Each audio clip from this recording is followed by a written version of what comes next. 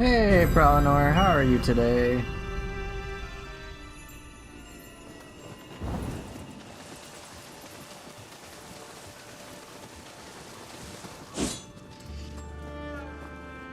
土産話はあるのだろうな。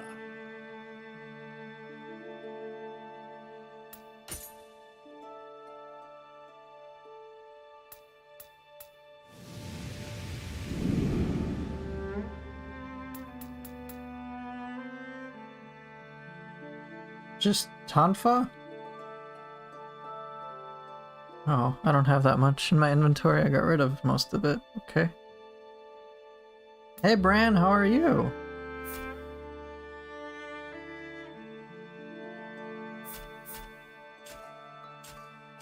死に急ぐ。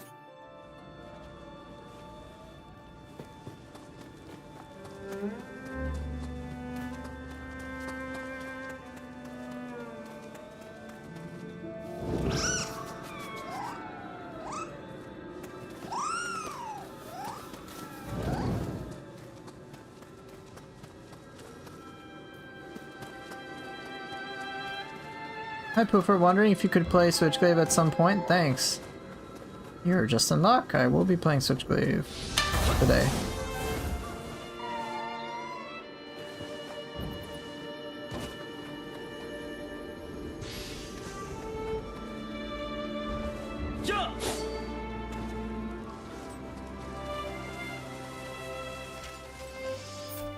I was actually gonna play Switchglaive Odachi today.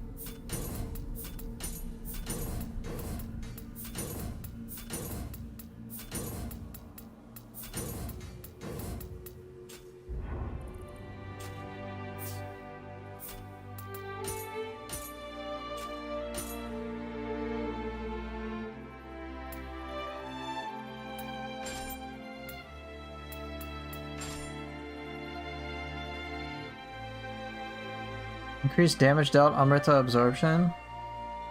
Oh, that's kind of legit.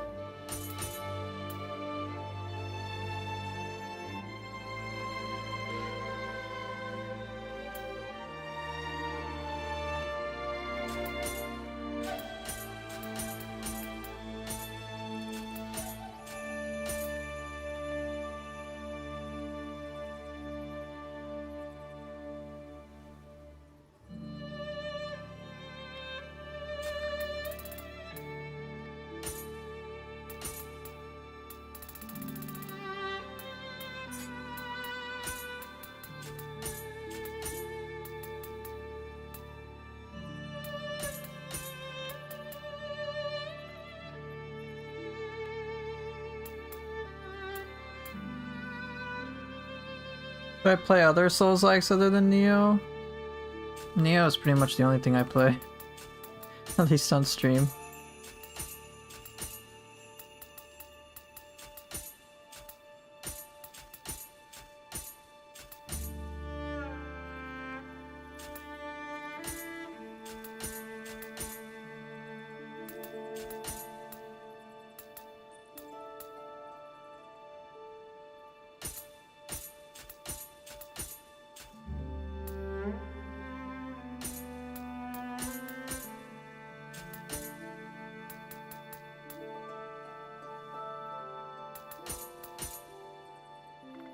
Hey, what's up, Pixel?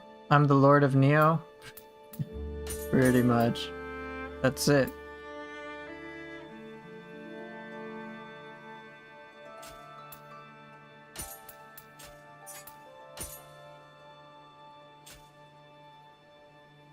Alright, so the question is, what other weapons will I play? Actually, am I happy with the Switchblade look?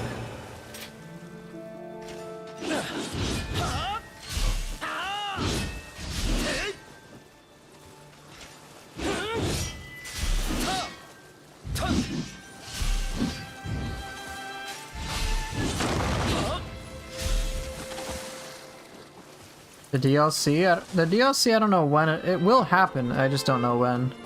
I'm the Lord of Neo Ninja Gaiden. That's all I do. Pretty much.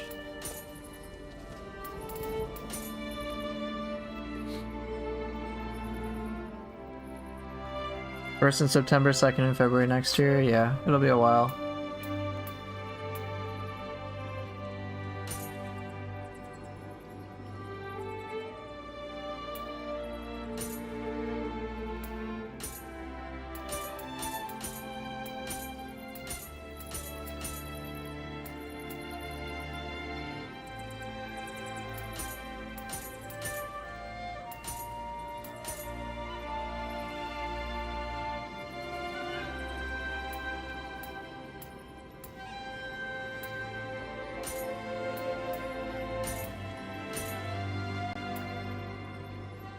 Hey, chicken burrito.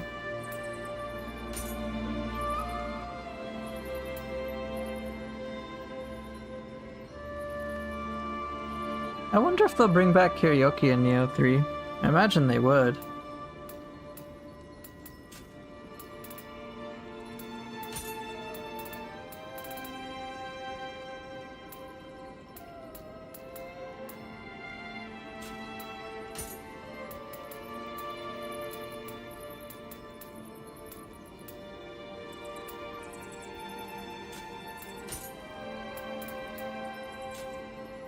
Sup Llama, does level sync bring the quest difficulty to match your character? Or the other way around?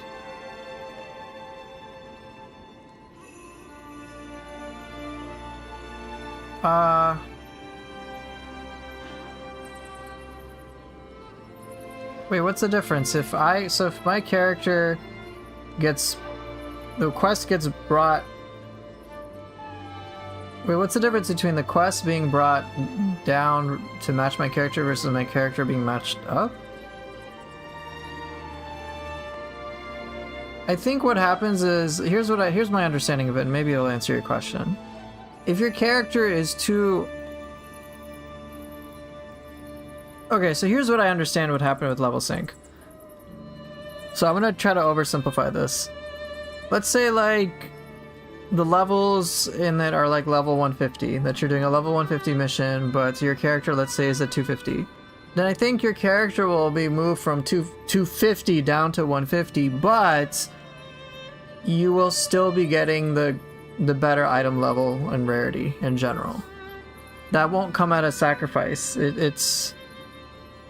So you'll still have that. So it'll feel fair for you, but you'll still get kick-ass loot. What's that, a karaoke? It was an enemy in Neo 2. It looked like an Enki, but it would use either a split staff or a switchglaive, and they were basically like... Think of like a karaoke... Think of an Enki mixed with a mage. An Onmyo mage.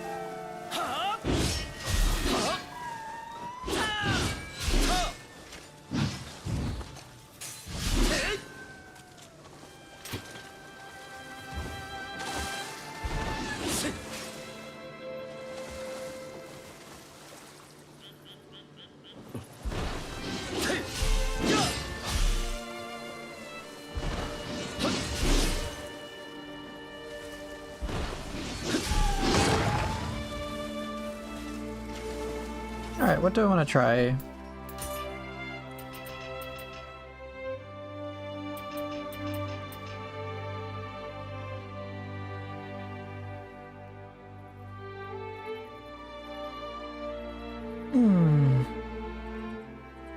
Super karaoke that knows how to style shift? Oh gosh.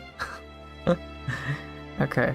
Ninja style, which ones will I want to try?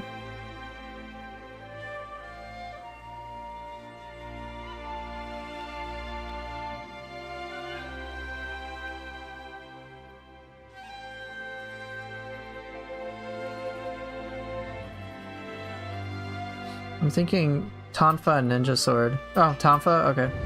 Well, that works. Tonfa Hatchet? Not Hatchet. I've played Hatchet a little too recently.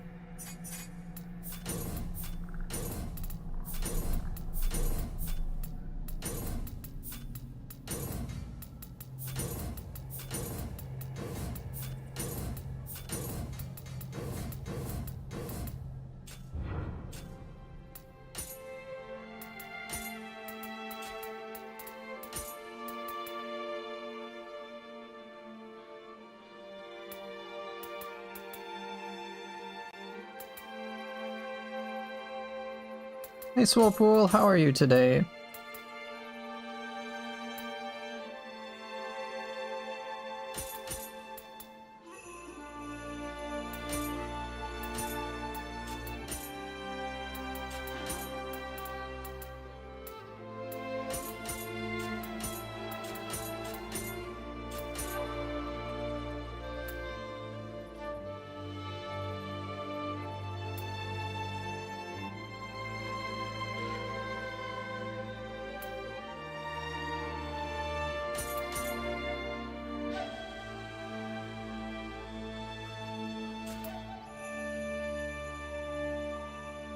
You're fine, your art motivation is slowly returning and I'm learning more Odachi. Nice! Nice, nice.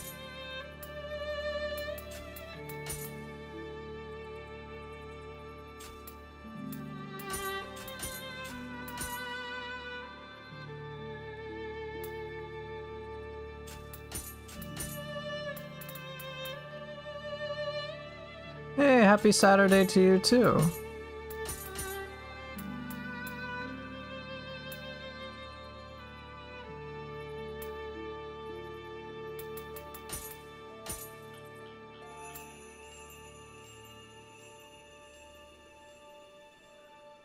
The timing of the hatchet's charge attacks will become faster. I can't get the perfect timing for prepared throw anymore.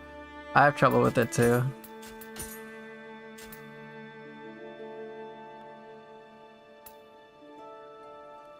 If you haven't decided on all ninja weapons yet, can we see some split staff? Not now. I've already decided on my ninja weapons, but I've played split staff, and split staff is actually a lot more fun than I give it credit for.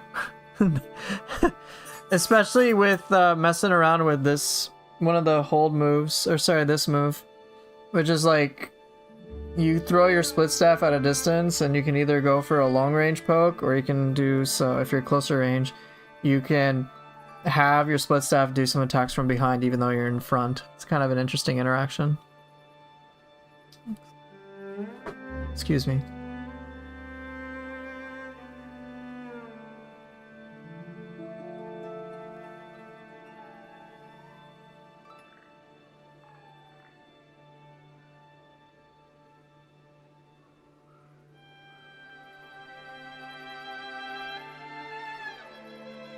I played split staff a lot and I actually low-key enjoyed it.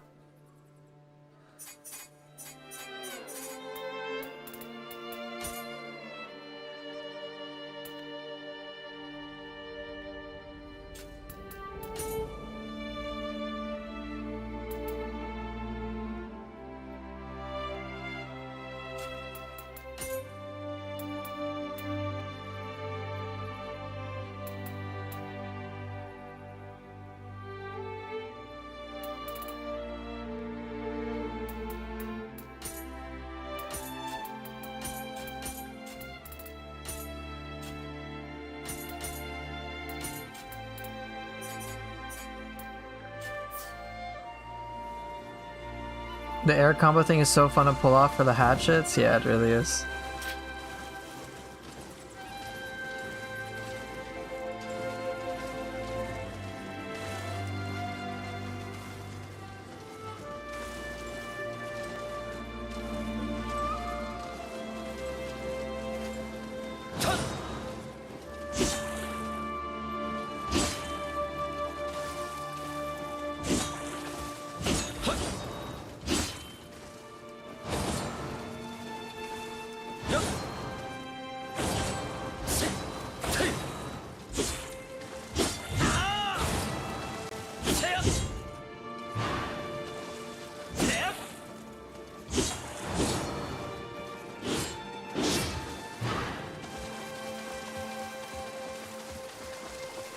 Yeah, we got reverse grip because reasons.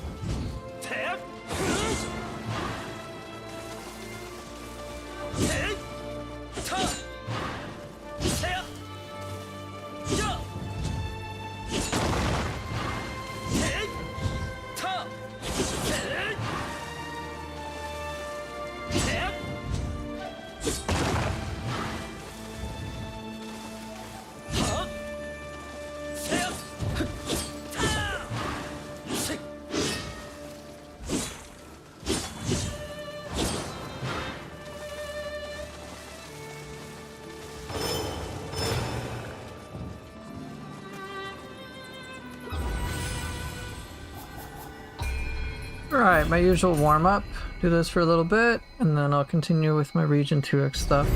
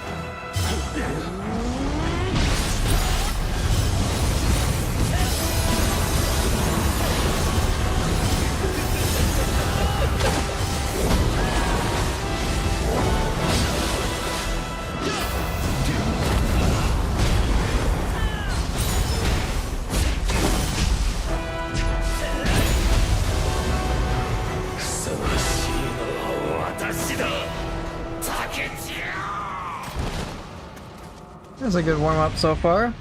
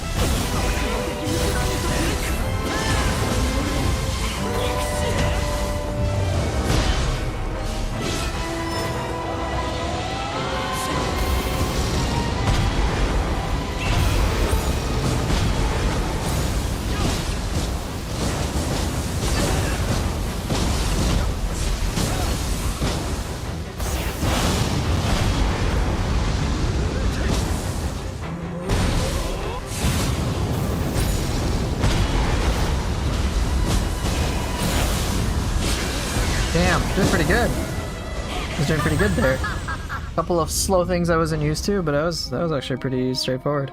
Hey, Jax.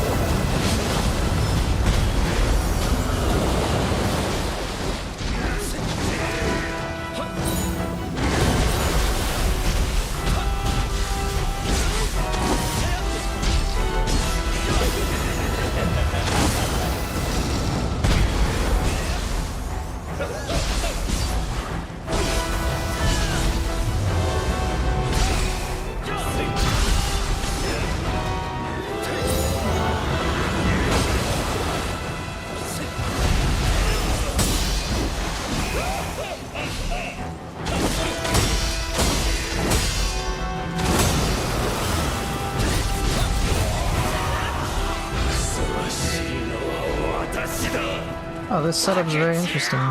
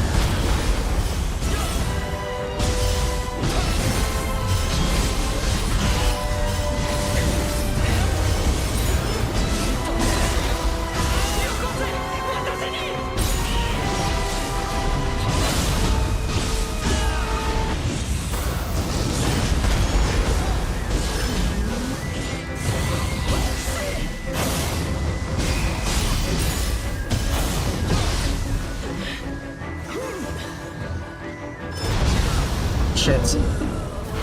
Mistake, mistake, mistake.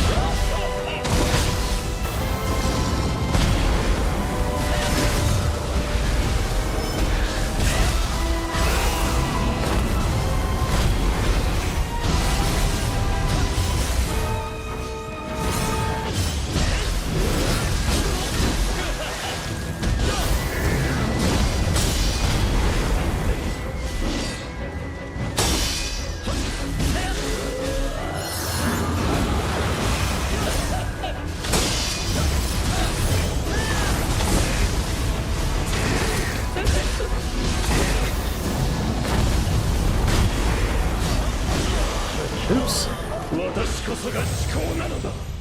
Let's see, I think I feel comfortable with the ninja weapons, but not so much Odachi. Let me work with Odachi.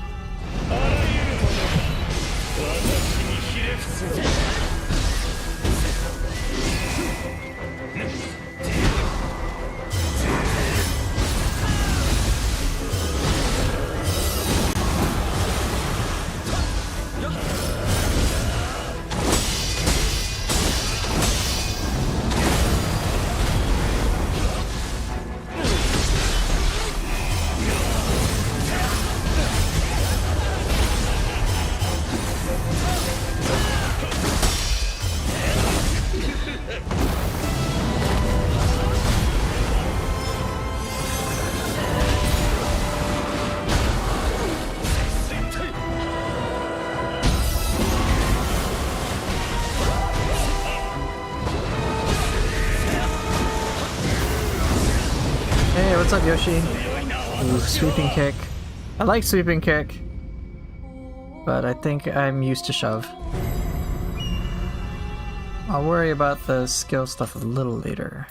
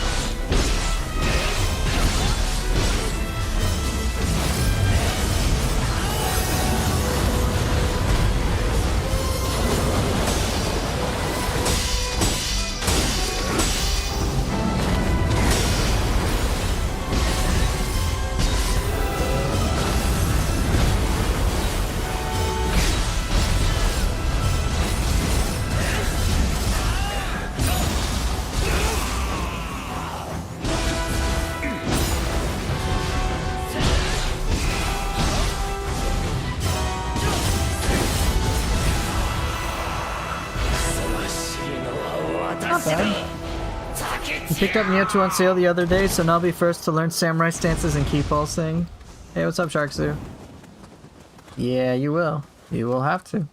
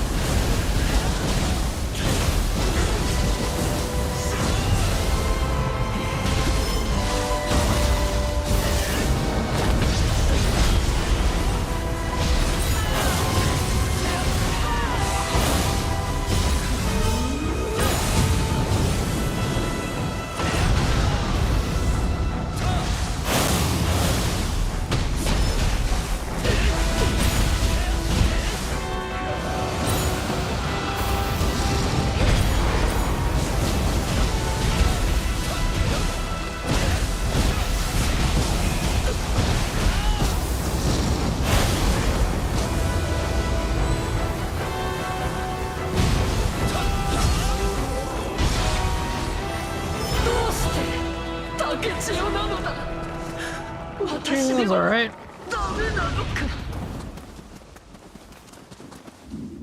Okay, one more.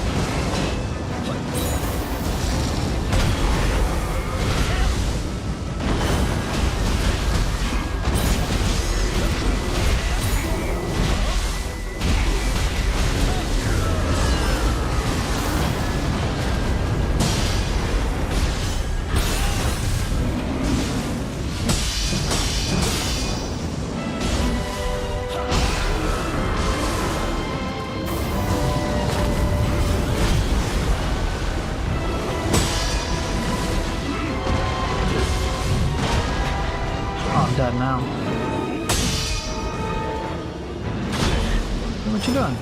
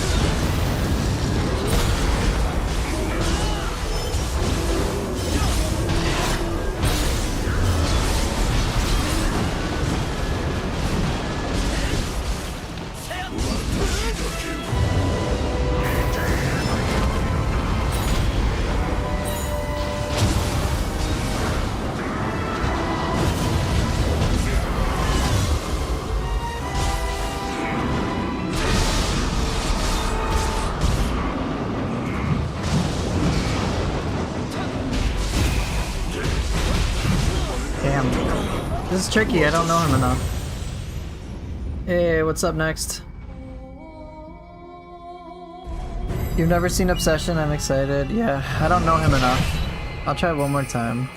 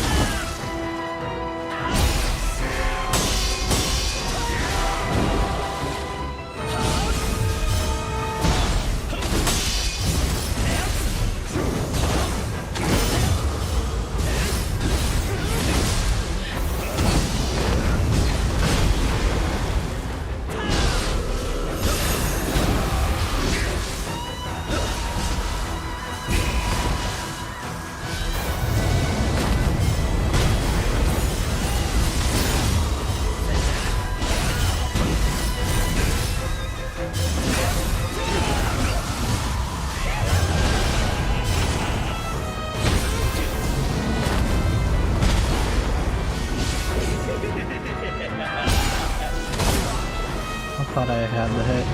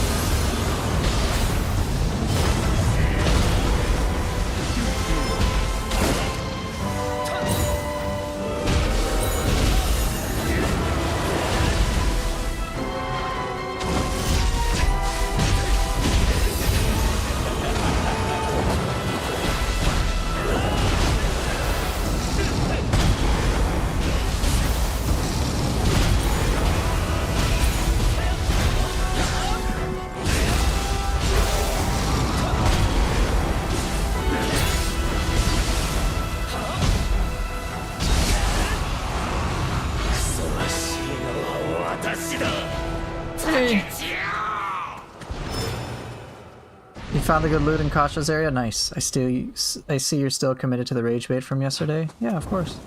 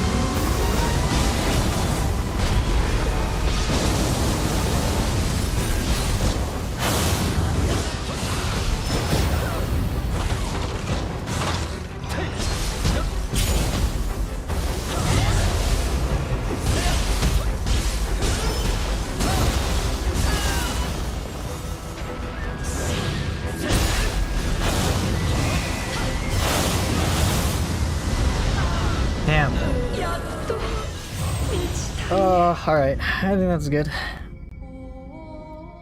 I'm lacking something with the Odachi.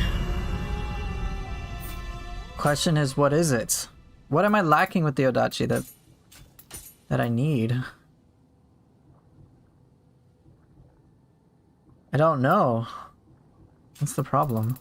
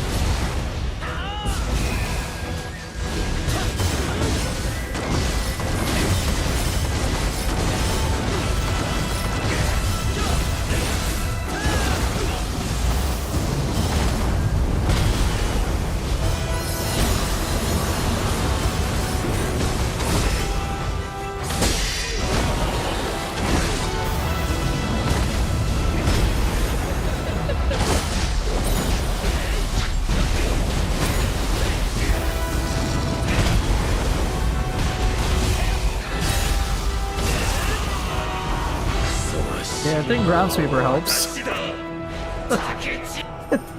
Ground Sweeper did help a lot.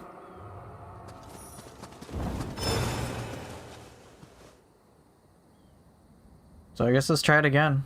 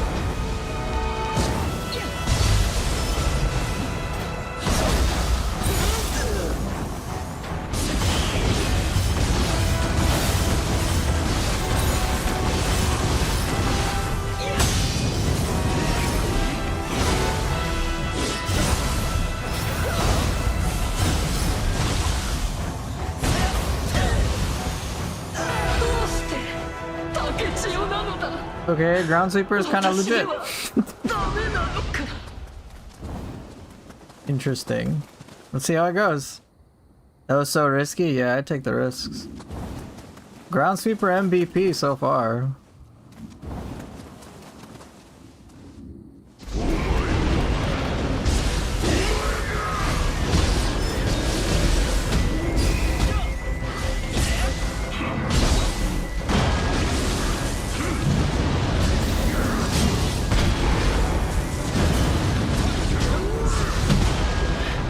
Shit, don't kill me, please.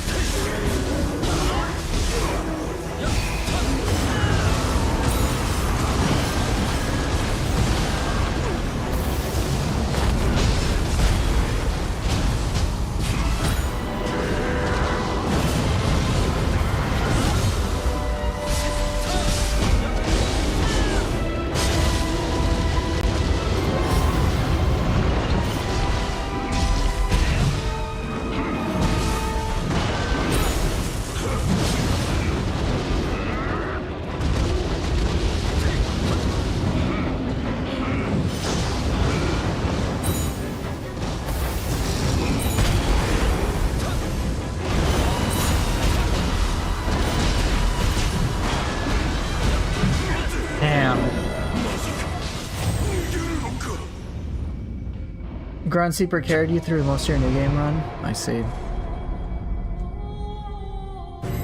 You beat Demon of Envy? Congrats, congrats. Alright, well that's good. Good practice at least. Oops, no.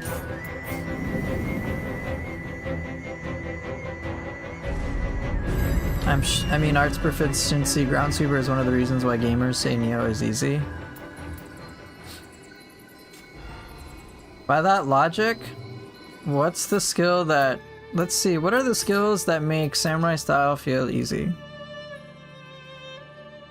That I've heard.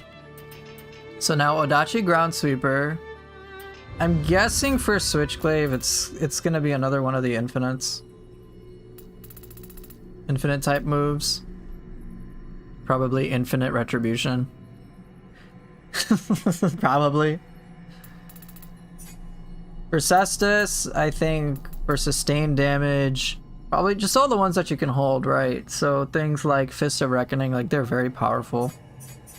For Axe, I've heard Tornado Edge is a big one. I haven't heard Mat Spinner, but it might be the case. For Spear, I don't suspect it will be Windmill. Maybe Piercing Rain I've seen just like shred.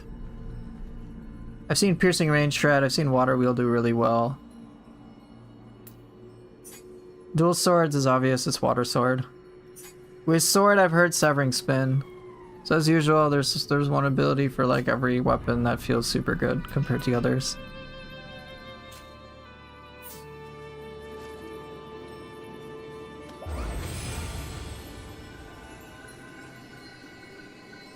Actually, something for Infinite Retribution. The follow-up does insane break damage for some reason. Oh, does it? Okay.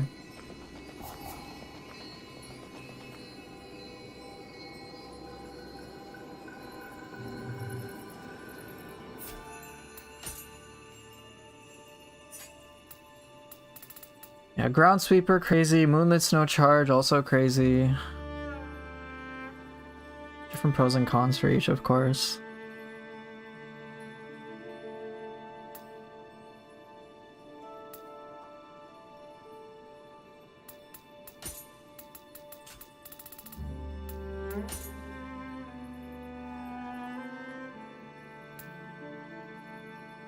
Fist one was the Cestus one was Fist of Reckoning.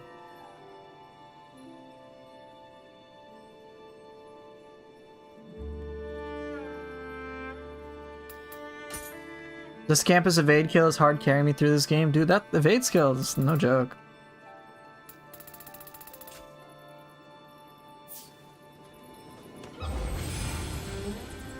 What are we looking for? Just trying to see what's like that one skill you can go unga bunga with for Samurai style, and for Odachi, I think Ground Sweeper takes the cake.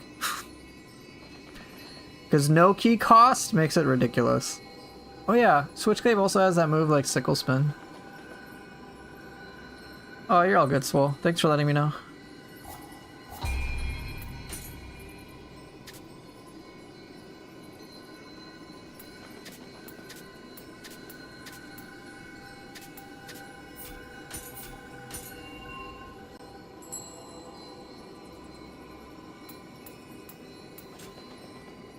Ground Sweeper and Swirling Snow. Yeah, seems to be the case.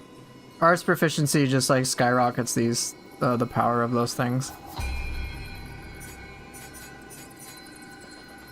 AP Swirling Snow is very funny. Oh yeah, especially against humans that block.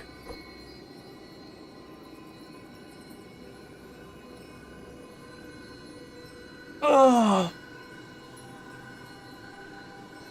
It's like, oh, that's cute. Let's just Swirling Snow you to death. Oh, okay, let me stab you with Dragon Horn. We'll just keep doing it over and over again. Yeah. Every weapon's got one or two broken skills to spam, to be honest. Seems to be the case.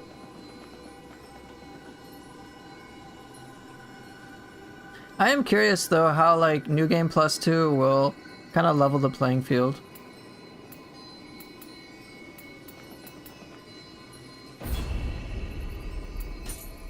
I'm very curious about that, in all honesty.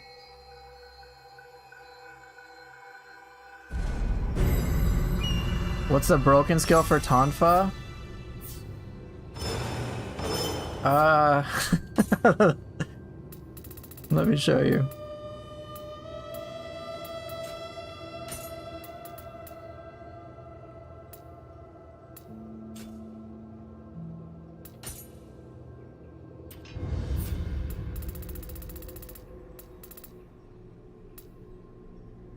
Demon Fang? Easily, in my opinion. All the other skills feel like I have to use a bit of a brain. Not so much with Demon Fang if I know what if I can abuse it. Cause here, let me show you.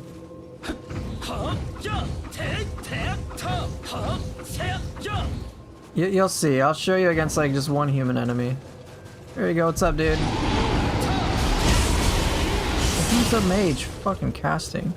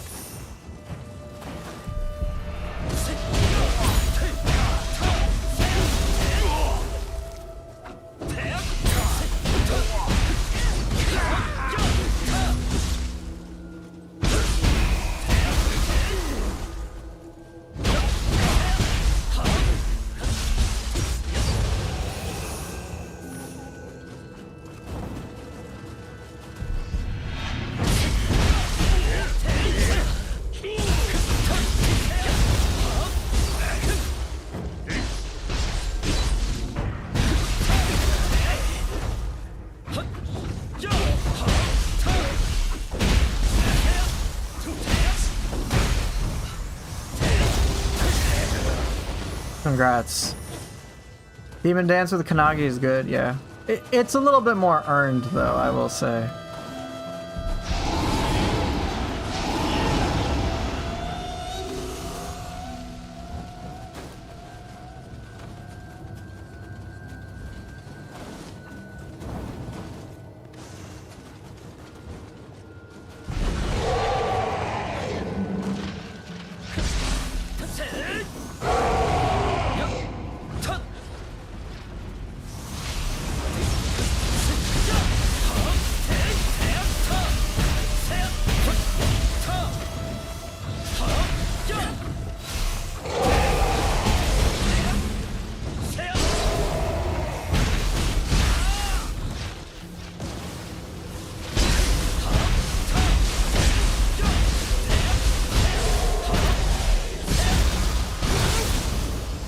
See what I mean?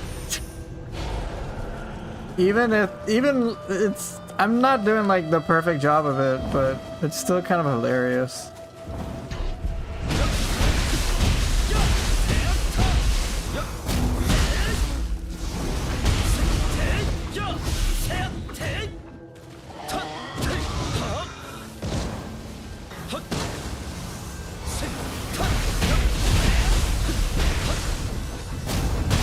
It works really good against stationary bosses. It's kind of hilarious.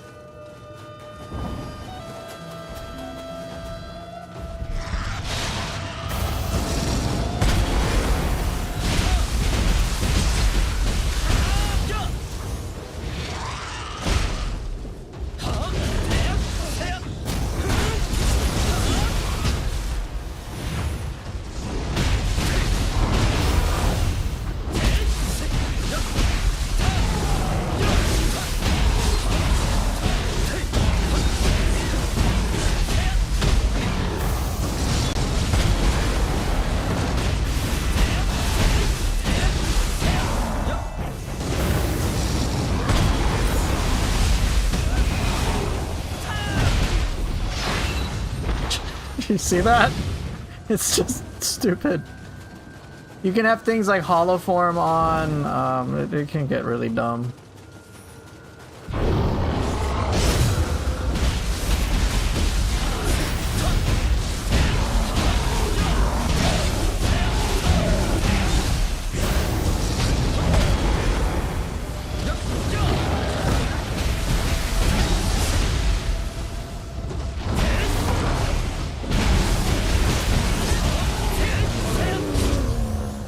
Might be a skill issue, but sometimes I press buttons and the thing that's supposed to happen doesn't happen. It's a very common experience in the Neo for people playing Neo.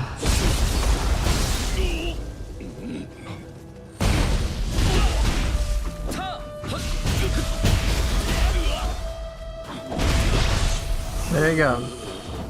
So much skill.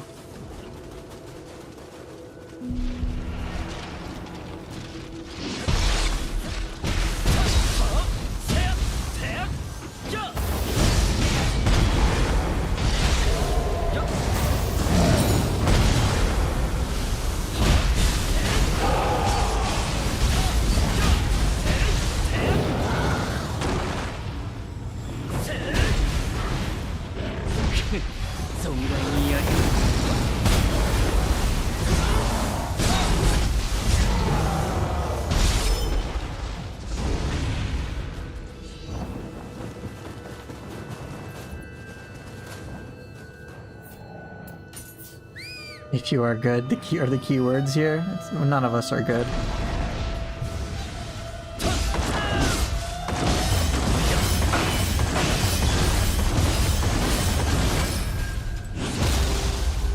Seems fair.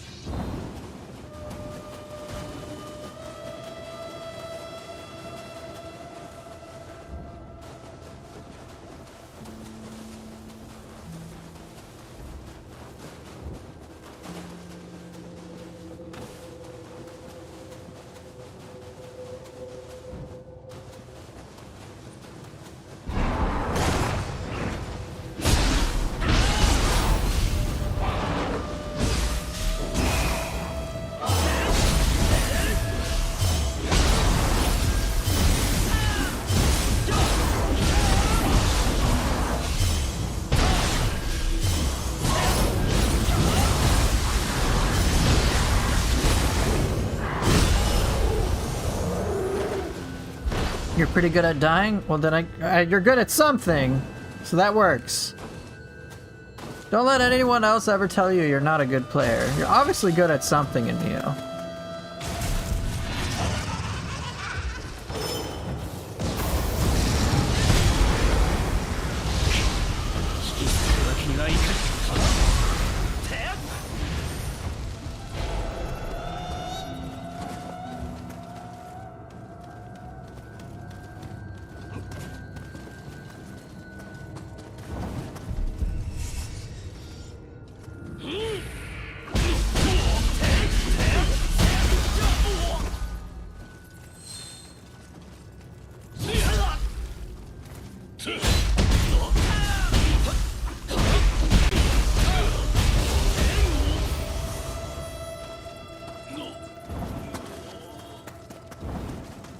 We're all good at dying at Neo. Yeah, therefore we're all good players, right? Perfectly logical statement to make.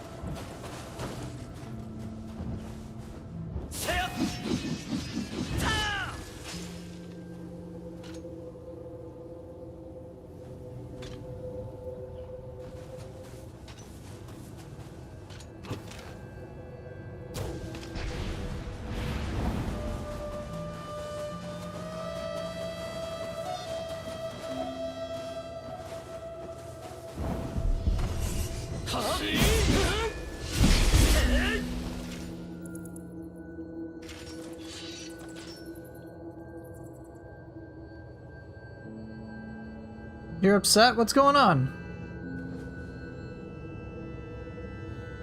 Kasha keeps killing me. I'm embarrassed as a Neo 2 player. Alright, fair. I'm sorry to hear that. What attacks keep killing you? In the meantime, me and this Omnia Mage are just gonna chill.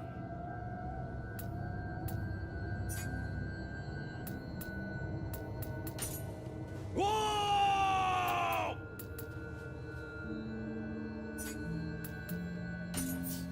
Drink some tea while we're at it.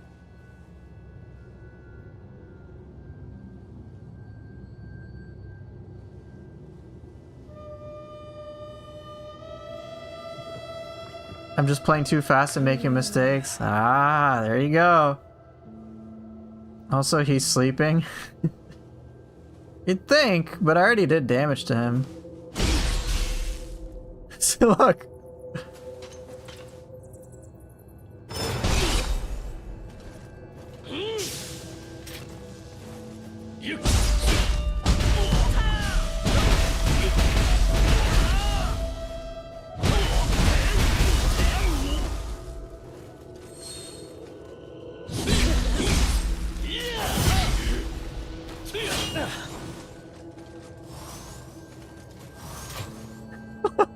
You see this?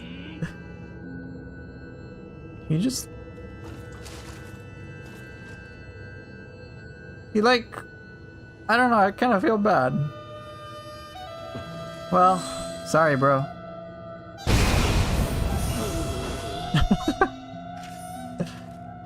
He's really tired, okay? Her distracting beauty is not to be underestimated. Is he trying to kill or swoon her? Don't be ashamed. My brain just kind of checks out for a split second. I forget to do a certain input when I should do it. Yeah, there's a lot to pay attention to in Neo 3. So it can take quite a lot of focus to do it well.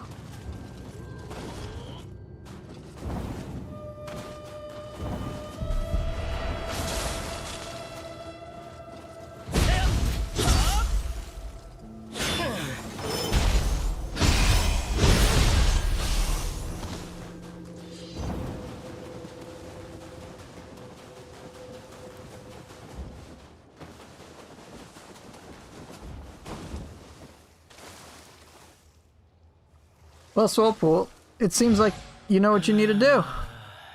Slow down just a wee bit. Just a wee bit. Once you got your foundation against her solid, so that you don't get hit as often, then go crazy. I've had that happen many times where I'm like, damn, fighting a boss, going all offensive, and then I realize, like, dude, I'm just dying because I'm being a little too reckless here. If I learn a little bit of things defensively, then I'll be in good shape. And then what happens? What do I usually do? Is I learn the deflect timing, because that's kind of the harder parts for me. And once I've gotten that taken care of, then I can start layering things in.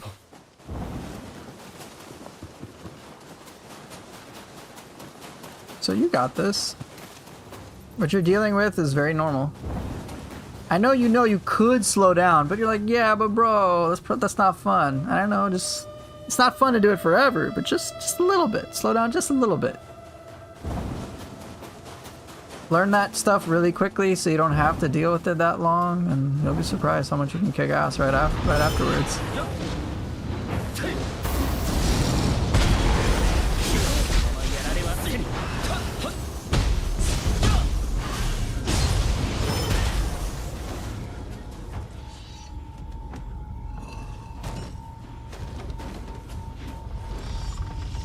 Wait, Yoshi, did you kill the Yankee?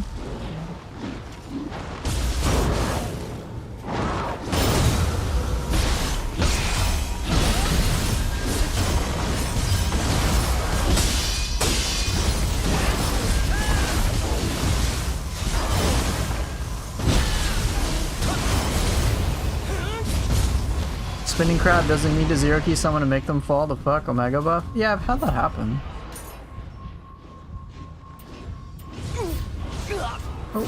Oh shit. Oh.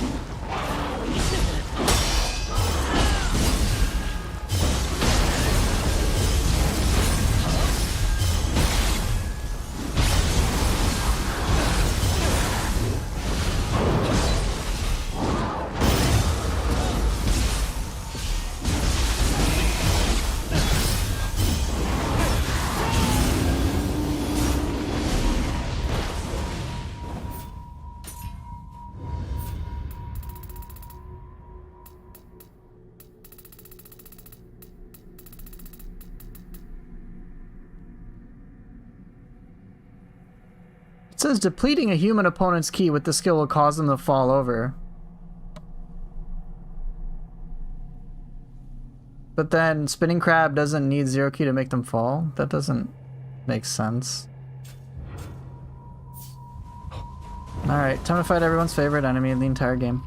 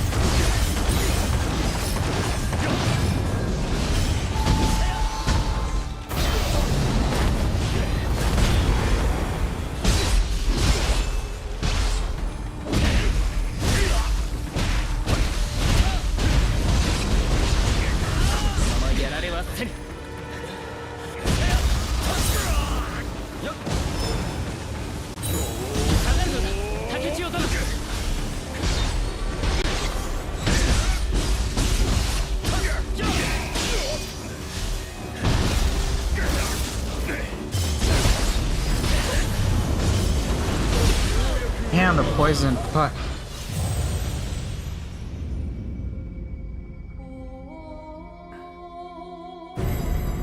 So Soulful, you did the opposite of what I said and you won.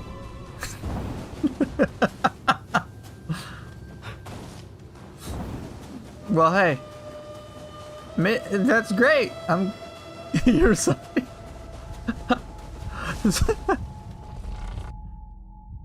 You still died? Oh.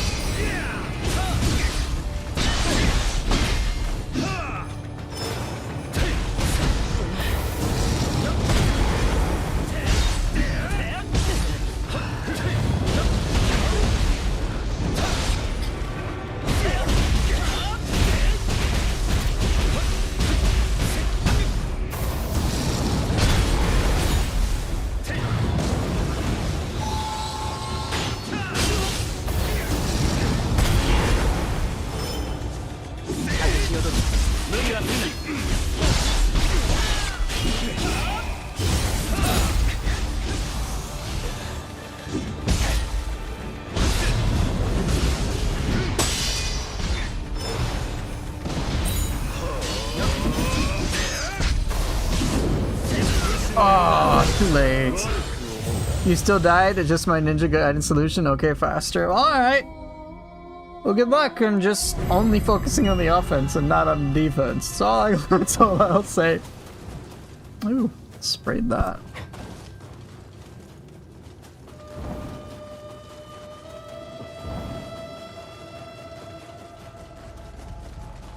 Just give defense a shot. Just a little bit.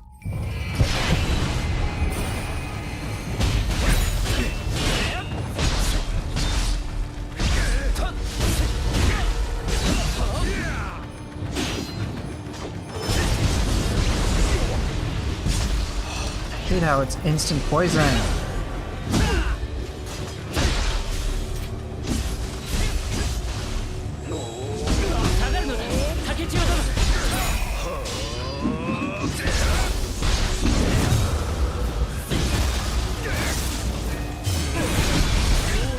Dude.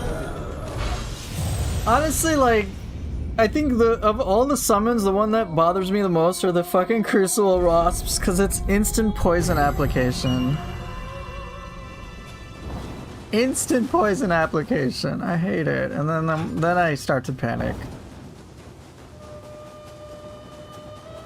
If I can learn how to deflect and deal with, or just deal with those summons, I would be alright.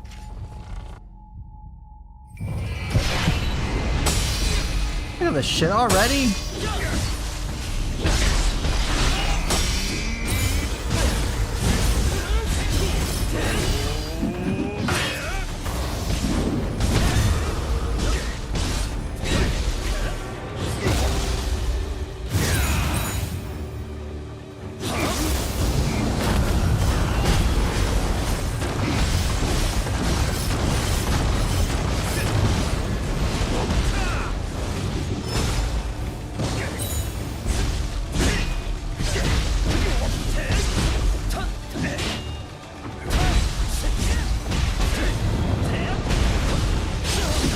Oh, I hate those!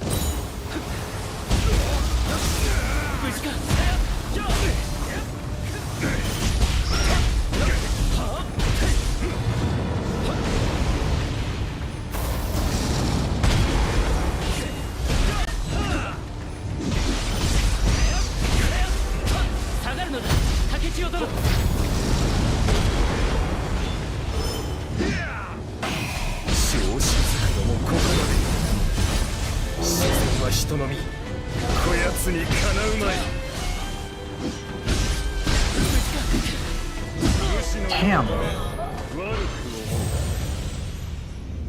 How do you immediately call out a Scampus? Yes, there is a ninja skill for Scampus summon when you do perfect dodge. I will show you what that is. Hey, what's up, Lorb?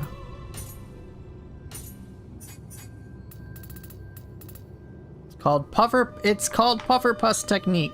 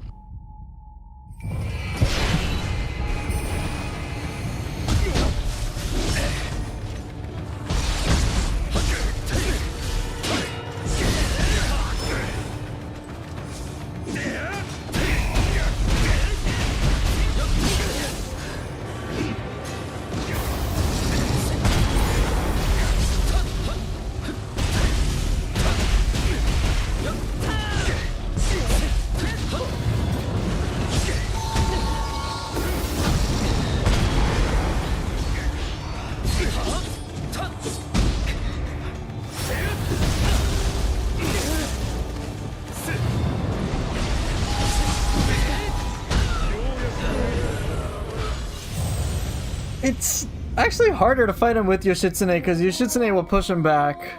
Like, there's moments where, of course, it's useful when he's depleting the enemy's ki. And it's useful, but there are more moments I notice where it distracts me rather than helps me. So when I say I play faster, I don't mean more offensive. I just try to make faster and riskier decisions. I still focus on defense, just riskier defense. Okay, then let me qualify my advice. Play safer for a little bit. And once you can reliably have that safe foundation, then take risks. And then once you've established kind of a foundation for what's safe to play, then you can take more risks and just go from there. Bruh, fuck these. Oh, these stupid crucible wasps, bro.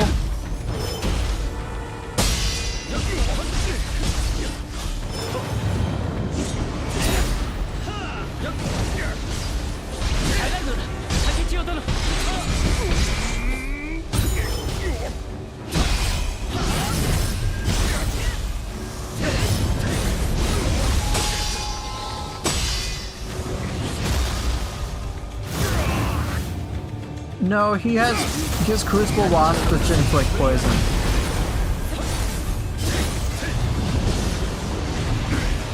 Those little shits.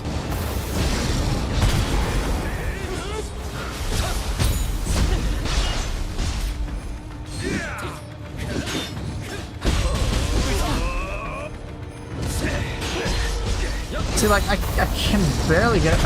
I get some distance, but not when I want it. Oh my god,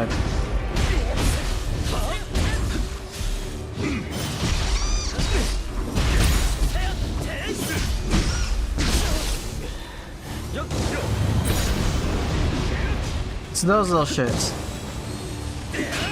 Oh, come on, I thought I dodged that, bro.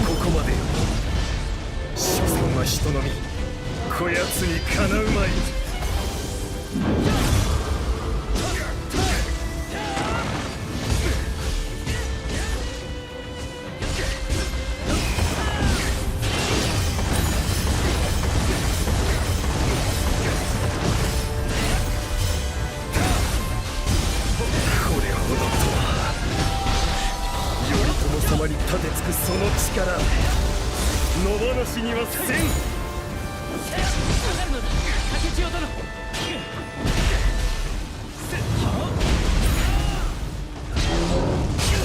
No, dude.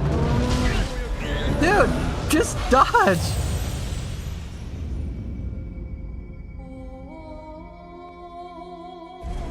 Oh, he throws out a ninjutsu. He does cast a spell. I think it's like a key burst. I think he's doing key burst talisman or some shit like that. Because it's just like a little shockwave. Witty, I actually like this boss. I actually like him. It's just I don't like fighting him with Yoshitsune.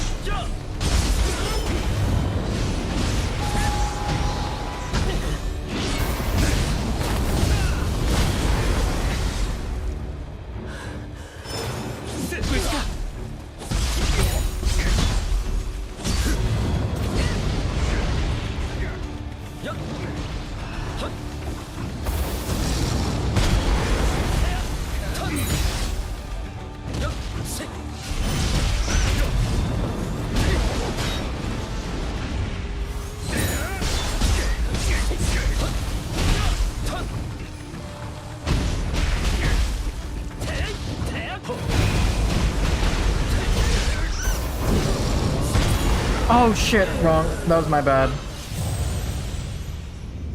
Yeah, the side mission where I can fight him alone is nice, and even in the Beneath the Pure White Flag where you fight 4 bosses back to back, I'd prefer that.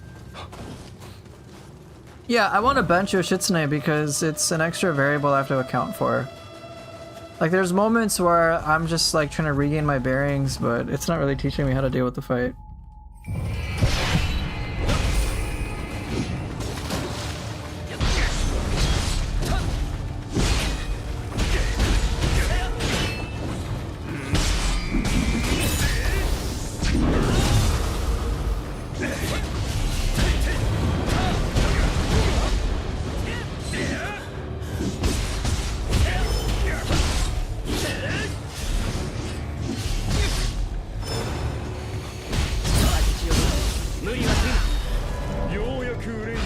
Right, all the spells and yokai summons are openings. Exactly, and so I'm trying to learn like how to deal with them quickly and effectively.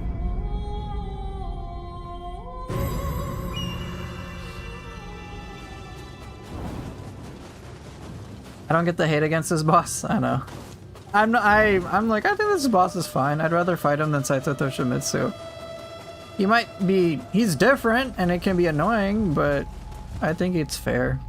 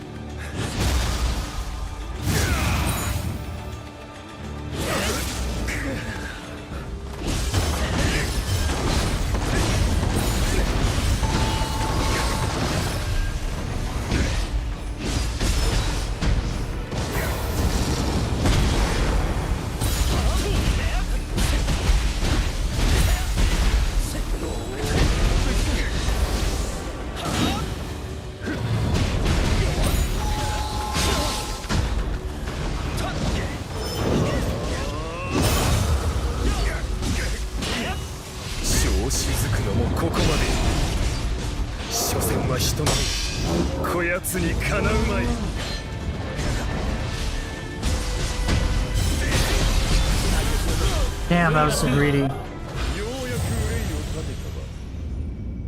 Can you predict what summon will come out? Not yet, I'm not able to.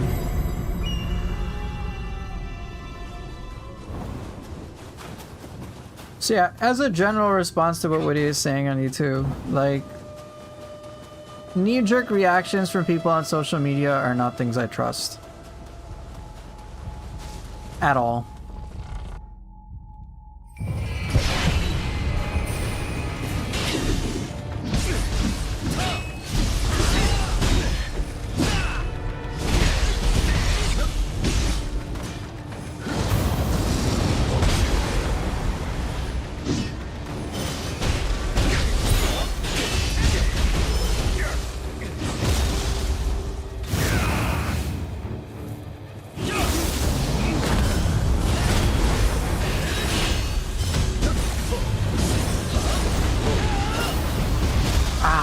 That was a very big risk on my part.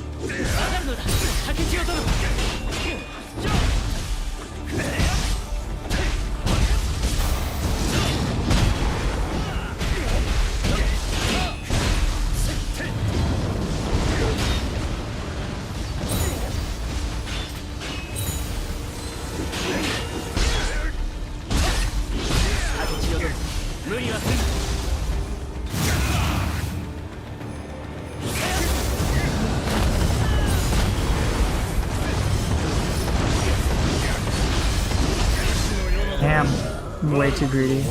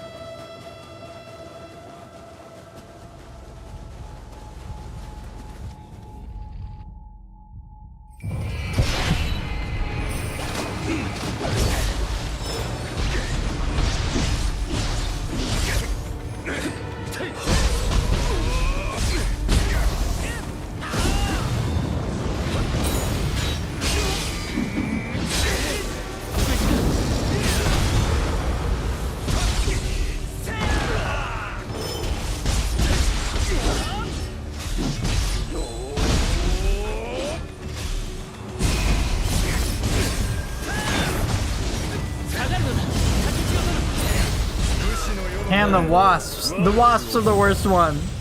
Because they give the poison, even if I block.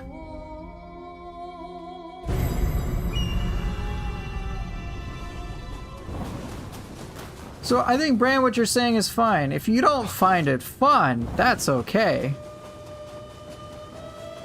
Like, people not enjoying Kunimatsu doesn't surprise me. That's fine.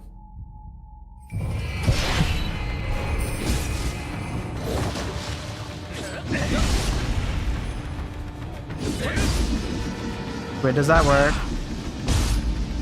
Are you fucking serious?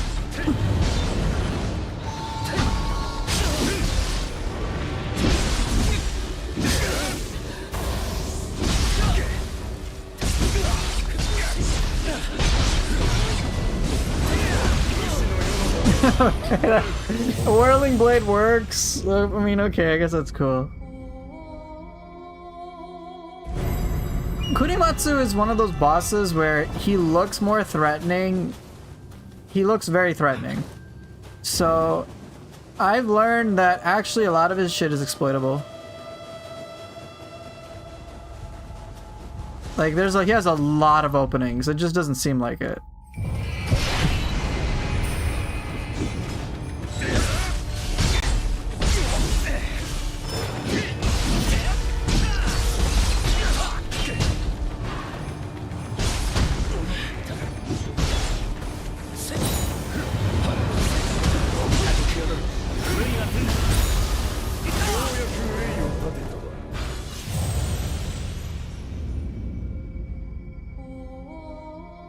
By the way, I'm not like the biggest fan of Kunimatsu. I just don't think he's bad as a boss.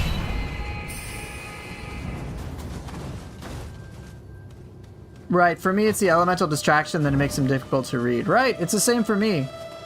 Like, when he does like that whole, it looks like his Hiku's equivalent of Severing Spin, where it's just like lightning strikes everywhere. You can actually parry it, for one, and which surprised me. And second, there's a huge delay in between him summoning it looked like he's starting the ability to like actually doing the ability. Like I've depleted his ki when he's done that. And I was like, what? I can deplete his ki? Oh, he's a sitting duck? Oh, cool.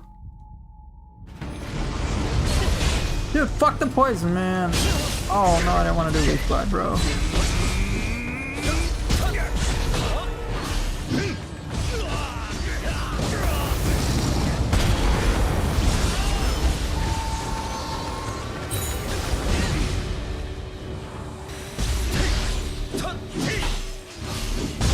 Oops.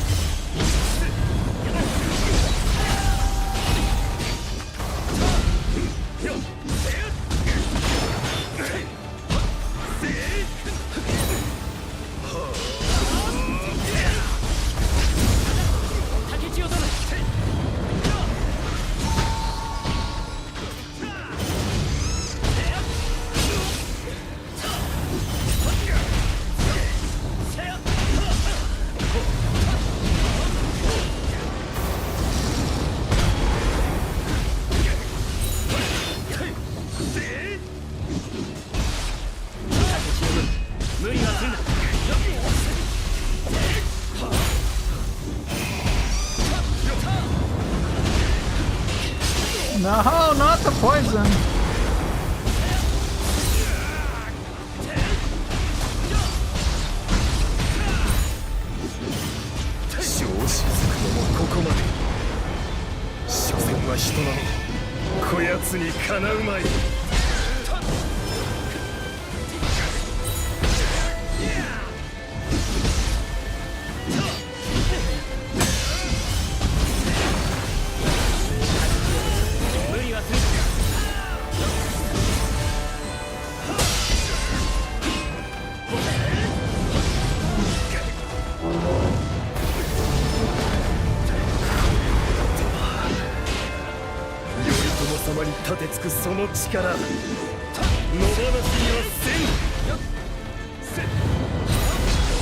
Damn. Gus works all his hatchet throws, including South Shift Gus at sick. Nice.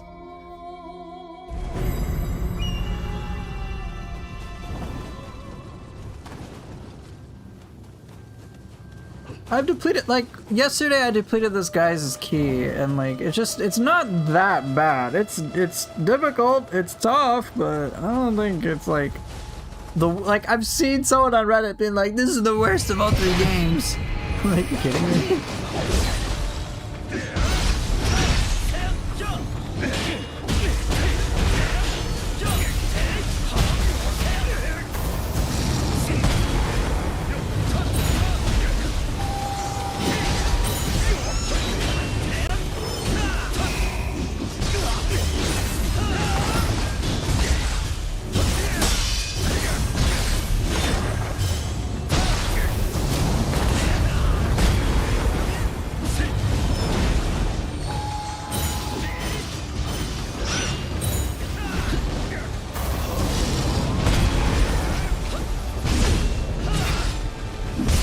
Oh shit, that was not good.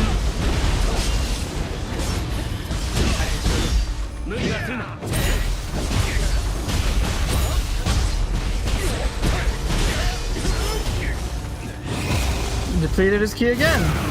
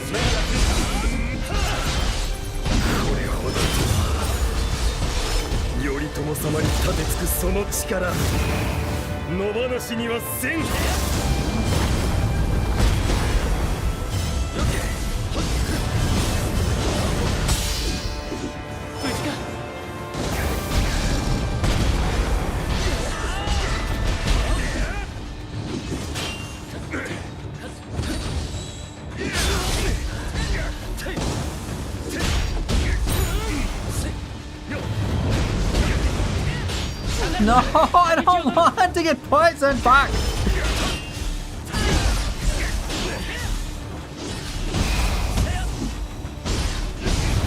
I did it.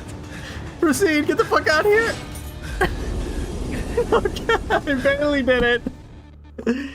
I barely won. I depleted his key.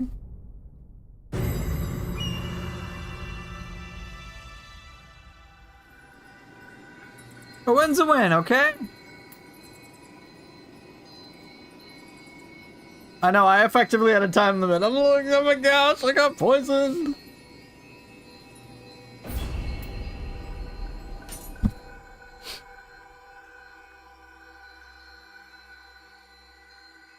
But yeah, just to kind of cap off the whole, like, hey, I like the whole discussion around that boss. It's fine if you don't like a boss. You can say why, and that's fine. It's just what I notice is sometimes the issue that I have isn't that people have likes or dislikes. No, by all means, I get why people don't like him. I get why people don't like Kunimatsu. It makes sense. But there's a difference between liking something versus saying something is the worst. One is a personal opinion, one is a certain feeling, one is a very emotional way of speaking, which is fine. The other is basically trying to claim it as a fact. Trying to claim it as like, oh, this is set in stone and that's that. Like, objective. Objective. Oh, the Hatchet boss is objectively the worst. I'm like, no, he's not. What defines worst? What are the criteria we have for the worst? But that's a lot more of a nuanced discussion. It's saying, hey, I just don't like him. I'm like, yeah, I get why. But typically speaking, I don't usually expect people on the internet and people on social media especially to be the most emotionally intelligent. Right, whereas what you're saying, Brand, is very fine. It's totally fine. You're just like, dude, it's my opinion. I don't like this guy. I don't fucking like Kunimatsu. And I'd be like, yeah, I get it. I understand your opinion. By the way, Kunimatsu isn't a boss I'm like super, like, I'm not like the biggest fan of him either. I'm not like, ooh, yay, Kunimatsu, I'm so fun. I'm like, yeah, he's alright. He's unique. But, you know, I try to be emotionally mature enough to recognize that, like, just because I have different likes or dislikes than other people, it doesn't give me the sense of entitlement for that to be the correct opinion.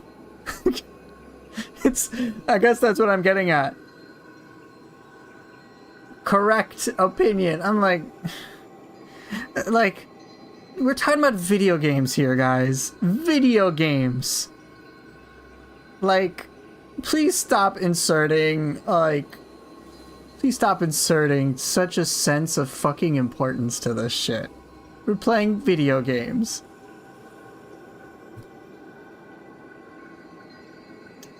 Hoofer wants to put a ring on Kuni? Screw you. Right, even Witty shares a similar opinion as I do, which is, yeah, his take on it is, well, I wouldn't say he's the best boss, but he's fun to you. He's fun to me, and mostly well made with a lot to learn and discover. Right, I share the same opinion. Like, if you had to say, hey man, which boss are you gonna fight? I'm not gonna pick either Kunimatsu or Kage. I'll be like, yeah, sure, I'll deal with them. Hey, I think games are important, they're cool art. I agree, they are important.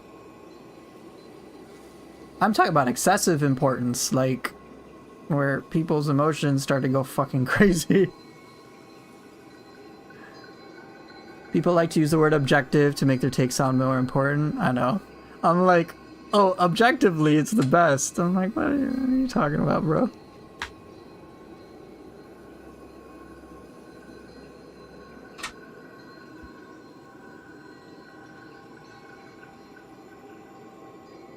Nah, we gotta get into fistfights over video games.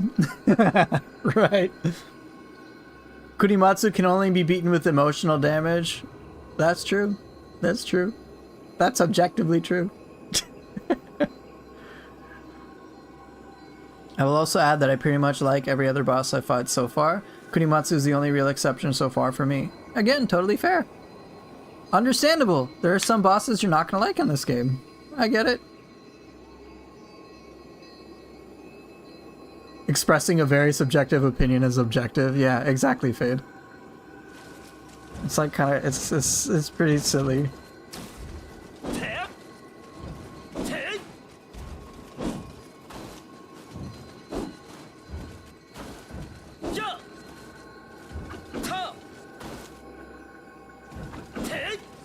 Gotta learn, like, what can I do for that?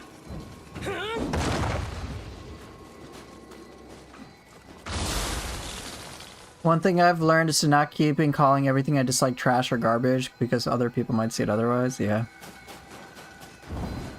I usually don't think video gamers as a whole are the most emotionally intelligent, to truth be told. I say that because I qualify.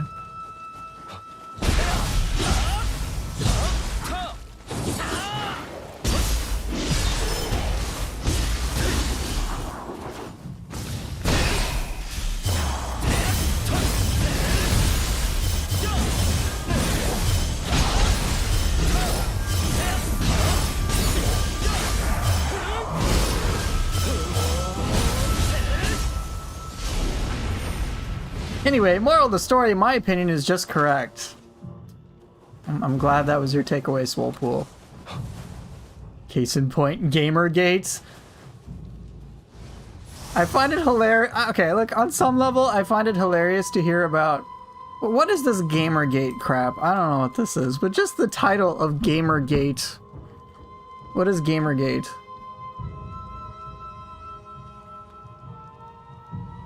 Gamergate was a loosely organized misogynistic online harassment campaign motivated by a right-wing backlash against feminism, diversity, and progressivism in video game culture. What the fuck? They targeted people.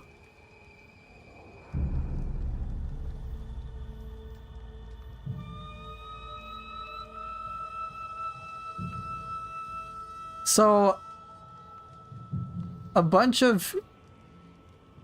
Oh, it's 4chan was involved? Oh my god.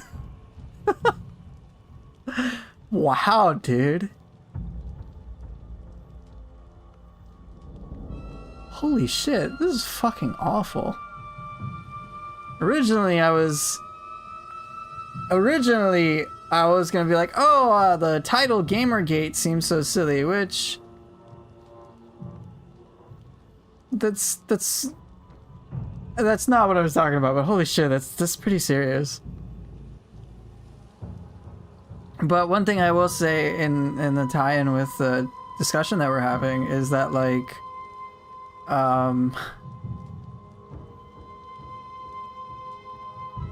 it's just incredibly pathetic that a bunch of guys, it's obviously guys, it's obviously a bunch of men, and it's obviously 4chan, that are so fucking butthurt about their video games not reflecting what they like. And are so threatened by it that they go out of their fucking way to try to ruin other women's lives. Like, what the fuck is wrong with these people? No, I didn't really frequent Reddit all that much. I don't pay too much attention to the internet. It's pretty rough for reasons. But yeah, like, think about how, like, fucked up some people have to be to go to that extent to do that. There's stuff in video games I don't like, you know what I do? I just don't play them or don't buy them. And move on with my life! Oh no! Like, there's this game, It Takes Two. Alright, so Cass and I were playing it, we enjoyed a lot of the puzzle aspects of it, but there was one moment in the game and that when we didn't like this moment at all.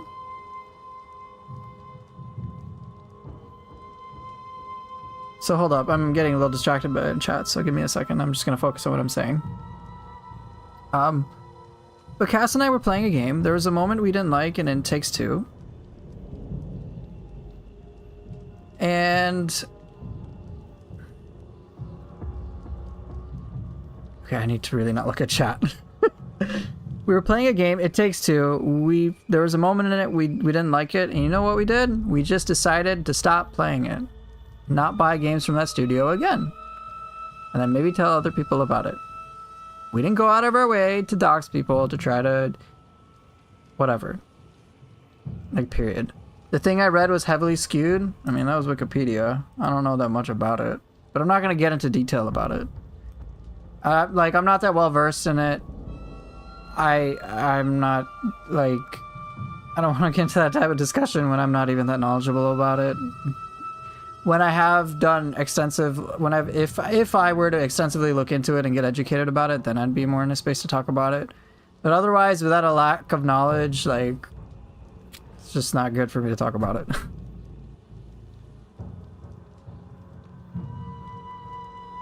But, like, from what I understand about things is, like,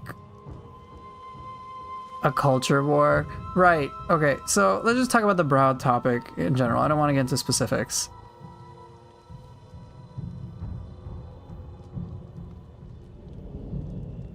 So I'm not going to speak to things I don't know about. I'm going to speak to things that I've experienced and I do know about. And I'll just talk about that. I don't want to be unqualified, I don't want to go down that route. So here's what I will say. Let's keep it back to Neo. Let's bring it back to Neo. All right.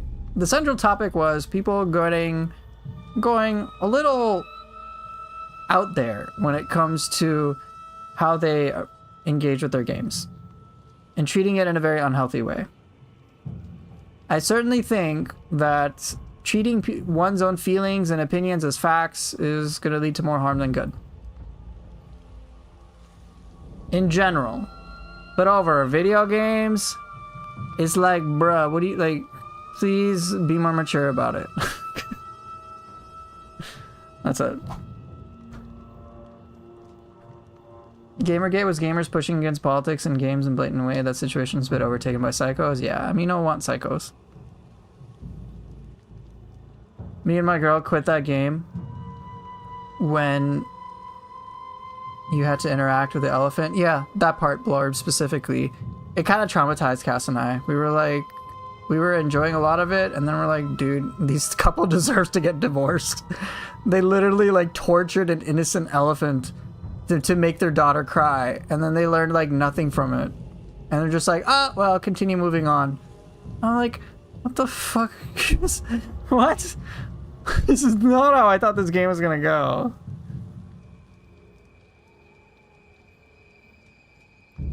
I'm like, these people suck. This isn't like, oh, they're gonna slowly start to learn their mistakes and start to do better over time with each other for the sake of their daughter.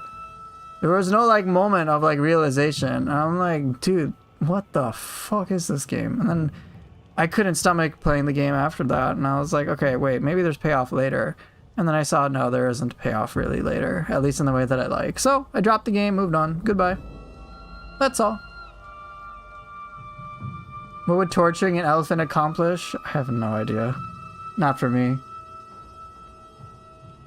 There's a lot of playfulness in the level and gameplay design, but the writing's just mostly mean. I know. Cass and I liked the puzzle aspects. I remember we enjoyed when it was like one of us was a hammer, the other one was like a nail gun or something, and then we kind of like planned it out, and that was kind of fun. So, yeah. But what do we do at the end of it? Just stop playing the game. That's all. Tell other people about it a little bit. But no way in shape or form am I gonna go out of my way to like try to ruin this company's life. I'm like, well, what, if anything, the way to quote-unquote hurt them is just not give them money. And just say, hey, I didn't like this game because it did this. If this is something that would bother you, don't get the game. Ta-da! That's it.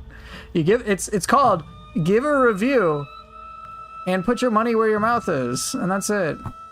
Over a goddamn game. And Fade, you're fine. But I do agree with you. From what I'm hearing about it, it does seem like an example of gamers not being the most mature group. And right, I'm a gamer too. And I've been immature too. Obviously.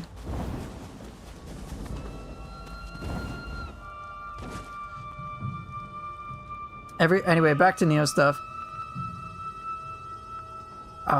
Every time I use Samurai Dual Swords to beat a boss, I feel like I'm cheating.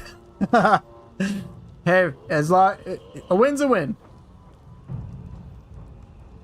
So yeah, that's just silly, and in part why I rally against hating on bosses or fights that tend to just require a more unique approach, because so many people are like, this is hard for me, so it's unfair. Bad game design, remove it now. Right. It's a lot of internet discourse is so chock full of logical fallacies. It's kind of hilarious. Now, my general advice would be, before making a judgment call, really make sure you understand it first. Just try to understand it first. What may end up happening is there's like 3 things that can happen, probably, or maybe 4. So 1, you do understand the fight, you still don't like it. Okay, but at least you understand the fight and how to deal with it quickly. Case in point, for me, there are many human enemies in this game that frankly bore the shit out of me. They're like I think Autumn Red, if he's here, can relate to this. It's like the Shinsengumi best of 5. 4 bosses in the beginning. To me, there's nothing memorable about them except, oh, they got like 1 or 2 moves that just like, I don't know where, one-shots you. And like, that's like the biggest threat. Beyond that, it's just like, it's a one-sided fight. I can legit just do swirling snow with arts proficiency and then just neuter the entire boss. Or negate the boss. It's boring. And I'm like, that guy sucks. But I understand it, and I still don't like it. I've experimented with those types of enemies a lot, I still don't like it. That's option 1. Another option could be, you may not have liked the boss at first, you did understand it, you learned to understand it, and you realize, actually, I had a lot more fun than I realized. I actually do like it now. This is kind of cool, I can interact with it these ways, that way. So, I remember Noribotake. I didn't have like the strongest enjoyment with him at first.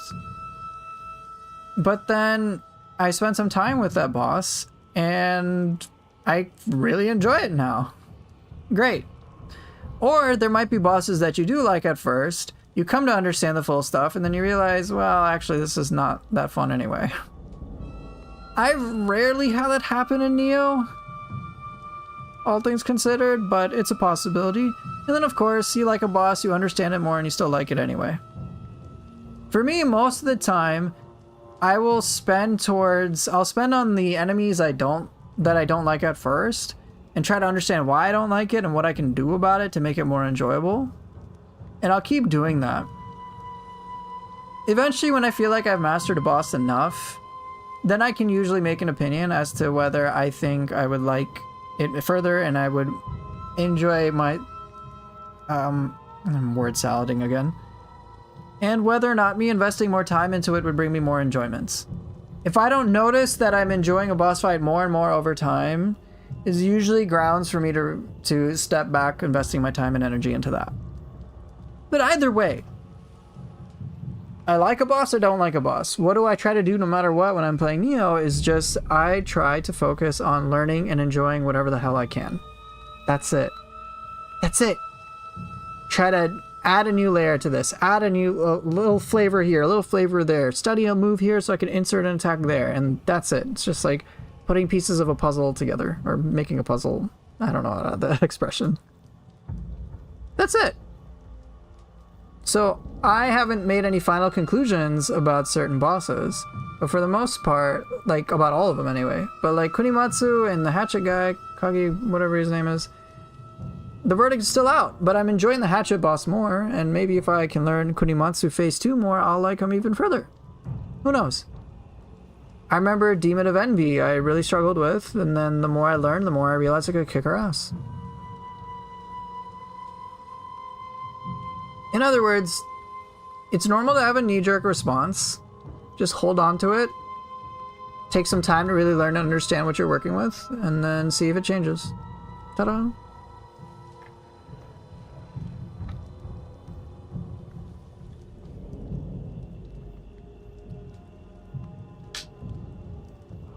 Most of the discussions are just venting. Many people feel like they need to share anything ASAP and they run to a wall. They just get salty and start typing. Yeah, unfortunately. One thing I like about games is to try and see what the design philosophy in a game is and see how I can play within that confinement. So I'm the type that doesn't like cheese mechanics, same here. So anytime I see gamers say a game is artificially difficult, I just hear, I don't like that I can't bull rush this game and I don't understand the mechanics here. Yeah.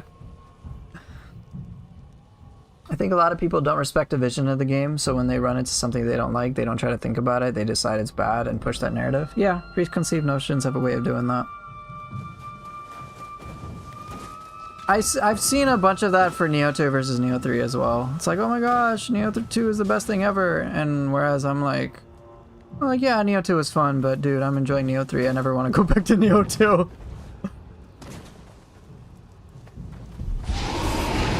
Ah! Shit.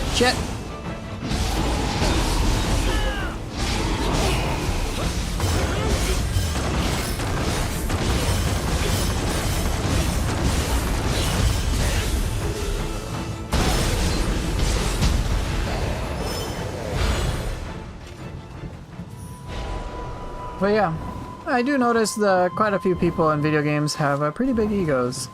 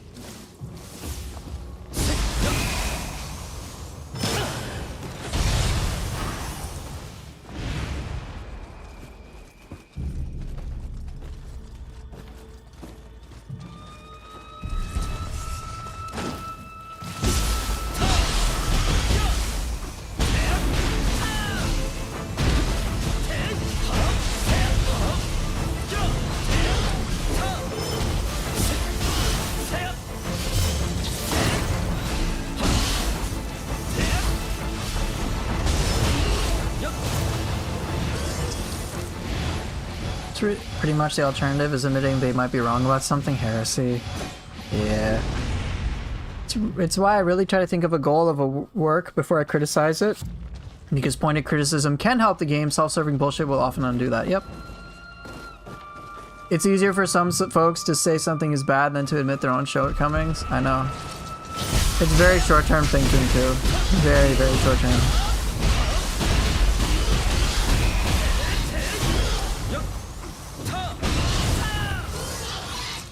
It's incredibly short-sighted.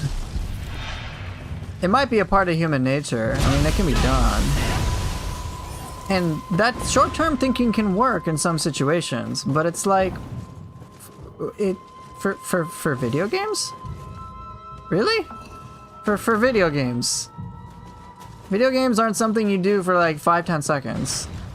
It's usually a lot of time invested into it. So it's like more of a long-term thing. It's enjoyment, it's for fun. The short-term thinking works great for surviving. Like, you see a cliff. The short-term thinking would be like, let me not go near it. Long-term thinking could be like, let me stay by the cliff and try to analyze things and try to really understand the cliff. It's like, bruh, you're taking a huge fucking risk because something could happen out of fucking nowhere where you could get knocked over. Now, if you're going to be by a cliff, make sure you have all your safety gear so you can stay there in the long term. But like, dude, simple thing would be like, hey, watch out, don't get close to the edge of the cliff or you might die. Like, makes sense there. Oh, someone has a gun pointed at you. Maybe get the fuck out of there. Don't try to reason with the person unless you're trained to deal with it. Don't try to fight with them unless you're trained to deal with it. Survival instincts kick in hard. But that's short term. That works pretty well. Keeps us alive. But for a video game... Oh, man.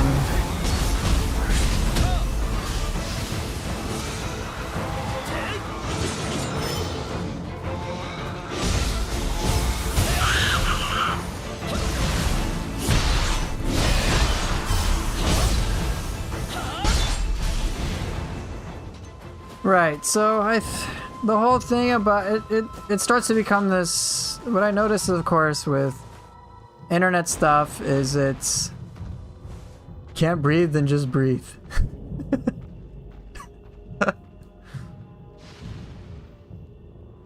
Well, short term, if you don't like something initially, there is something wrong. Agreed. But then you got to think about why you don't like it. Yeah, just ask why.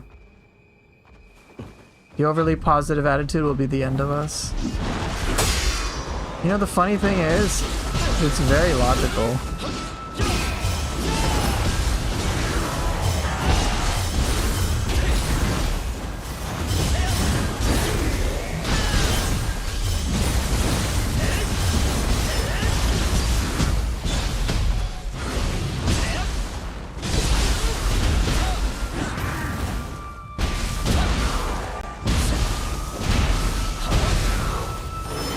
I'm running A agility on both Samurai and Ninja.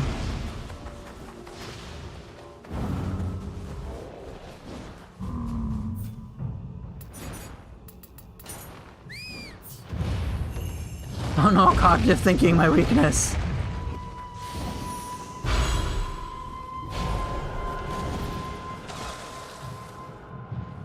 Consider the internet has turned into the dunking culture we don't discuss. We want to dunk on everyone and look smart and childly. I know. It's very childish. It's very immature.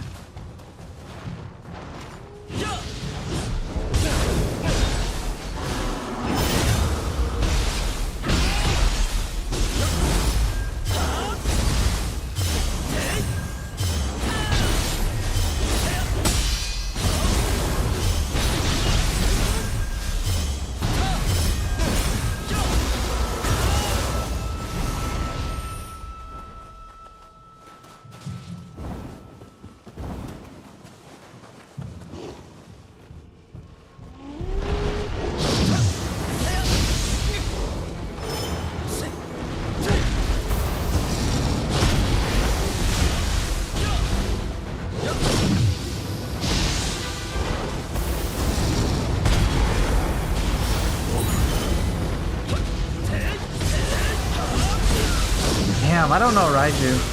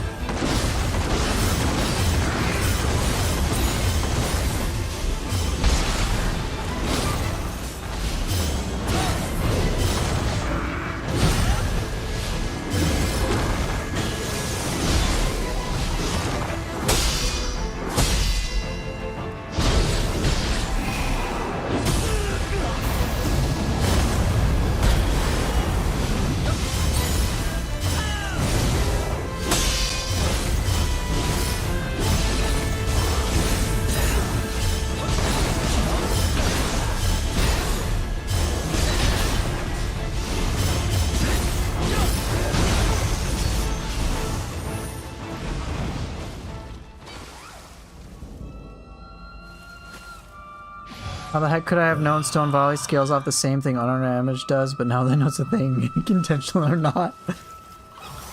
I imagine that's totally unintentional. Still cool though.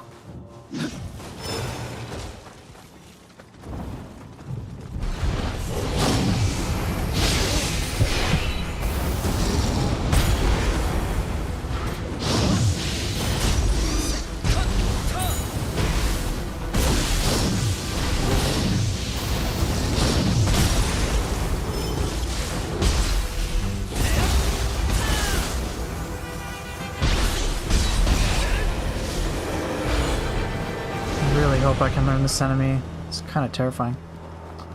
Any interesting returning bosses? I think Hino Enma is cool to see. I think Hino Enma, Ryoma, and Sukuna are probably the cooler ones they brought back.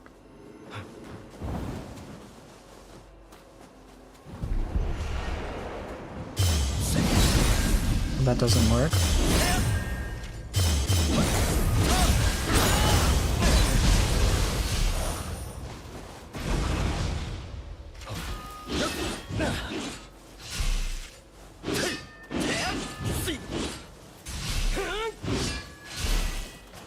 Time is a more valuable, most valuable commodity. Why waste it on foolishness? Yeah, exactly.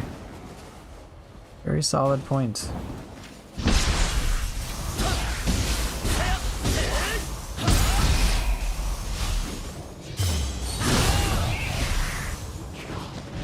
You like Ryomen? I think Ryomen's pretty cool too.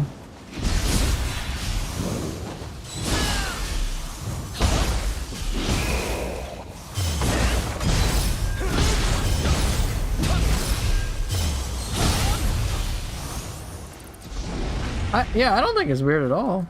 I think Ryomen's great in 3.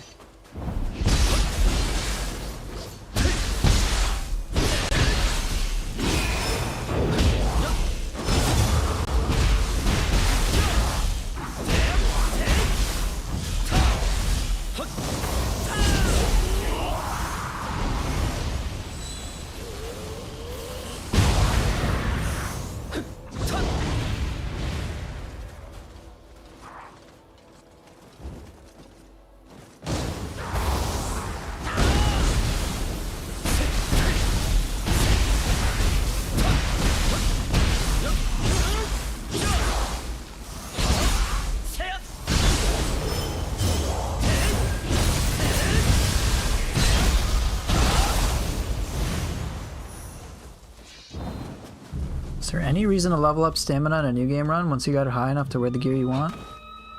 There might be some stuff that scales off of it. I'm not sure. Let me check. Ryomen unfortunately suffers from I know your moveset like the back of my hand, so go to bed. True, we do have that experience.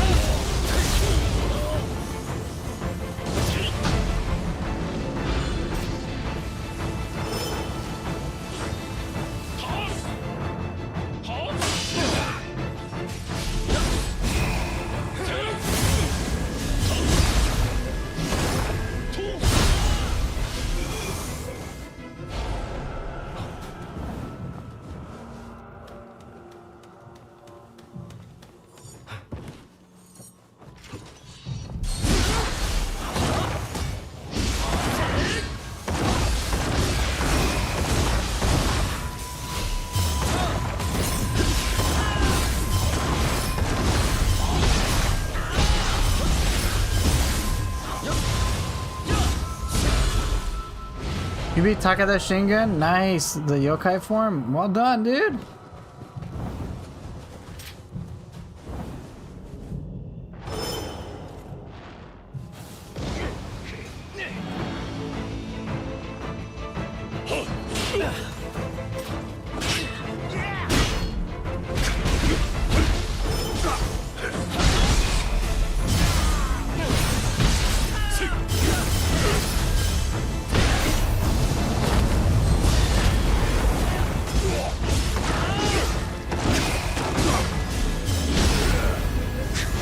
I should have jumped sooner.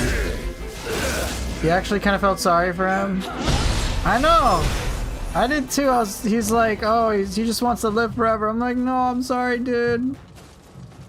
You're gonna die.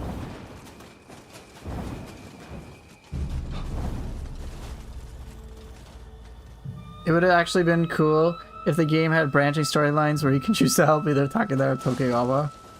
It would have been. Would have been pretty cool.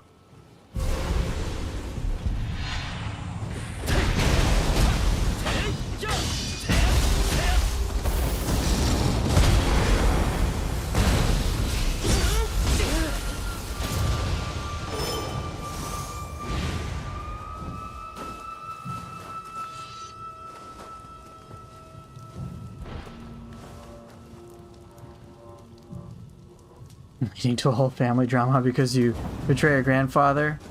Yeah, maybe you can align with Tokugawa Kunimatsu as well.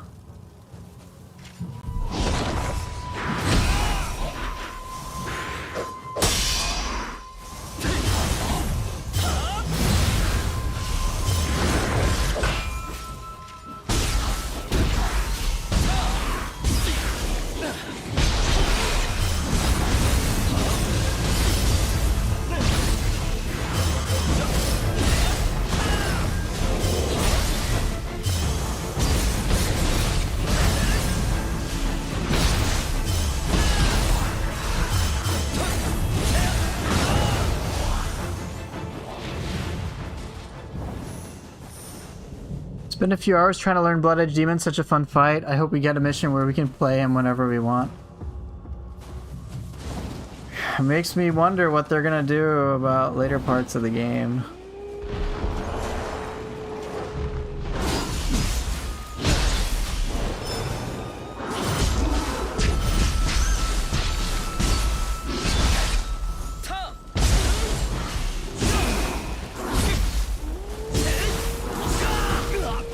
What's going on?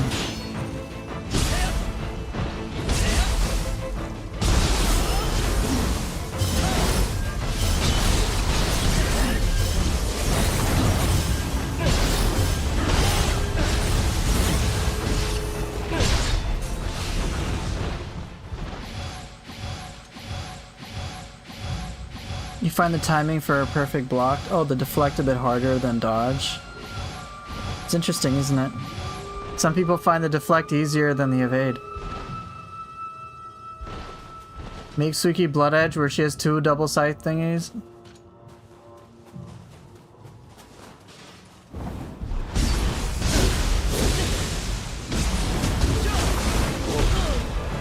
Oh my god. So close to the shrine too. Yeah, it's fun to get the deflects off too. It is, it's enjoyable.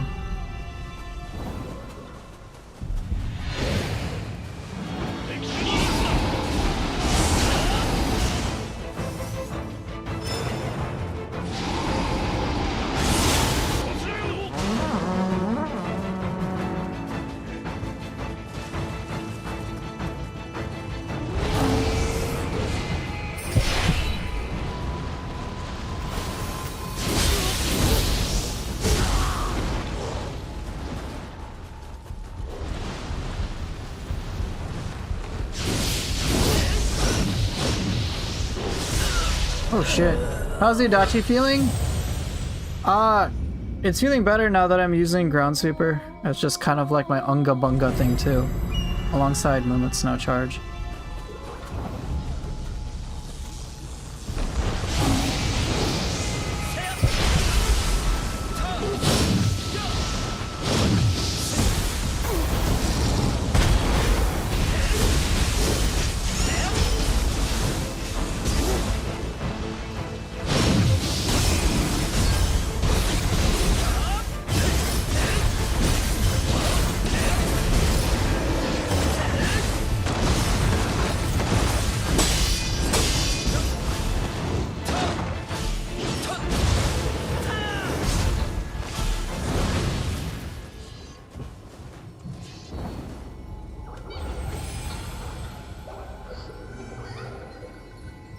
Blood Edge Red Kappa, stop.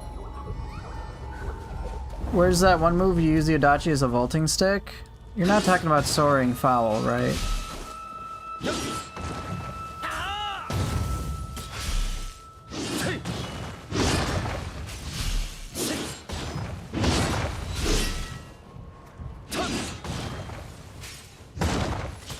Talking about Tiger Blade? Is it Tiger's Blade or Tiger Blade?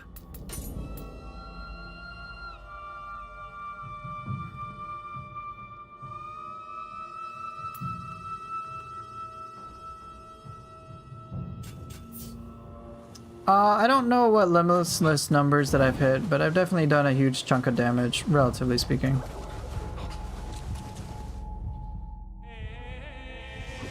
あやかしを好き放題殺しやがって。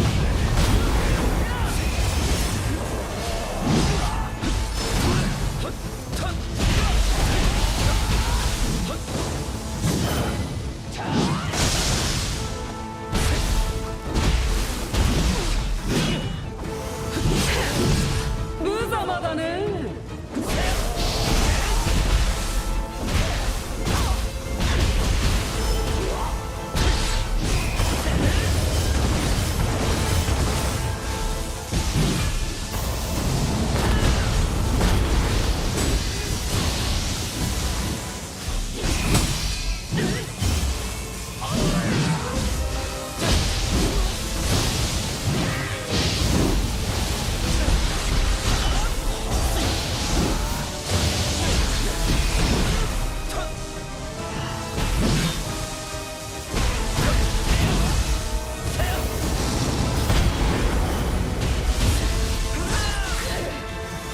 Oh, you did leave. Oh, it's kind of pissing me off. I can probably kill her real quick.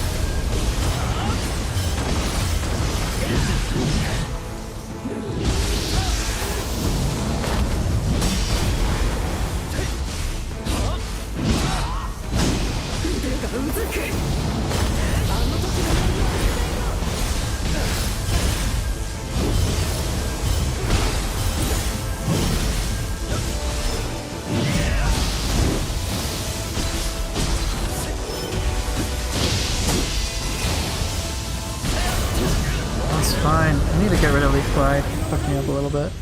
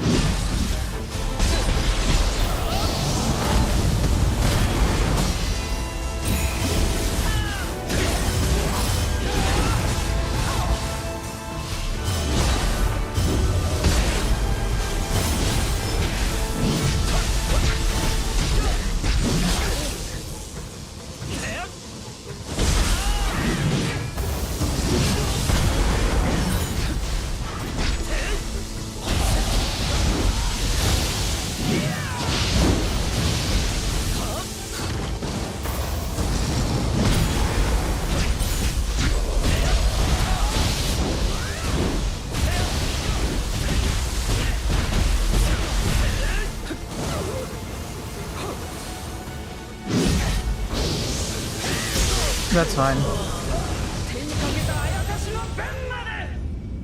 You can do heavy stance, quick run attack, then switch to soaring. If I'll do it fast enough, it comes out instantly. It's weird. Let's try it.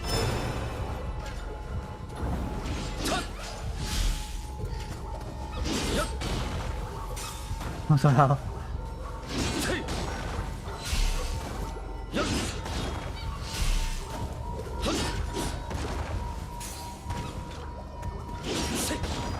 Is that what you're talking about?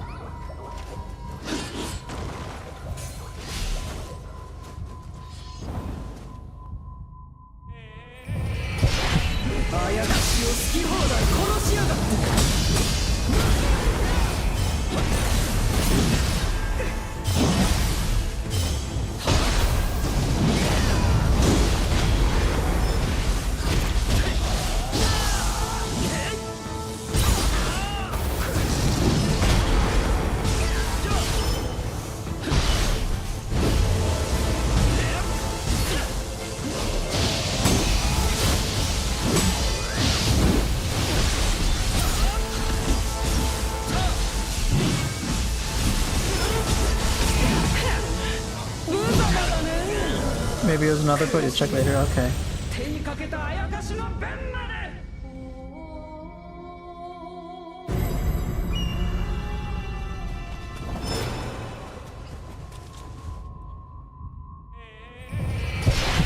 あやかしを好き放題殺しやがって無限を受けな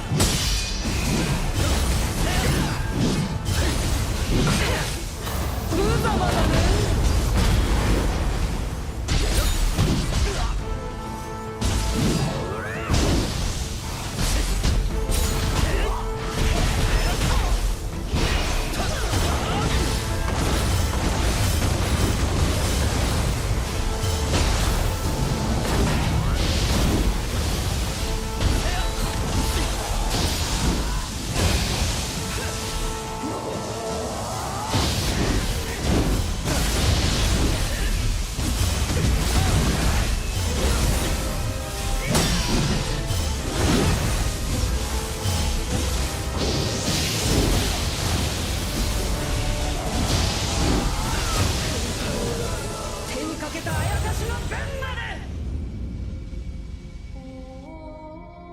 Which cicada shell can be worked at any range? It used to.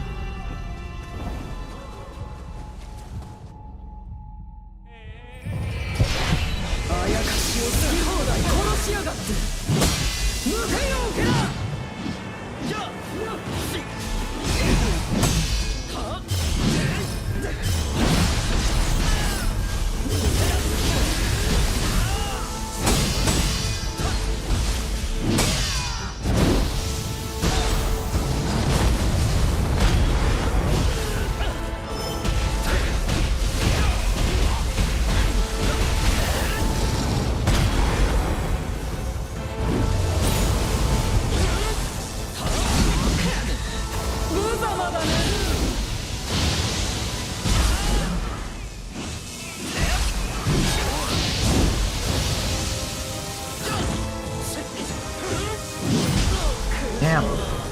手にかけたあやかしの弁まで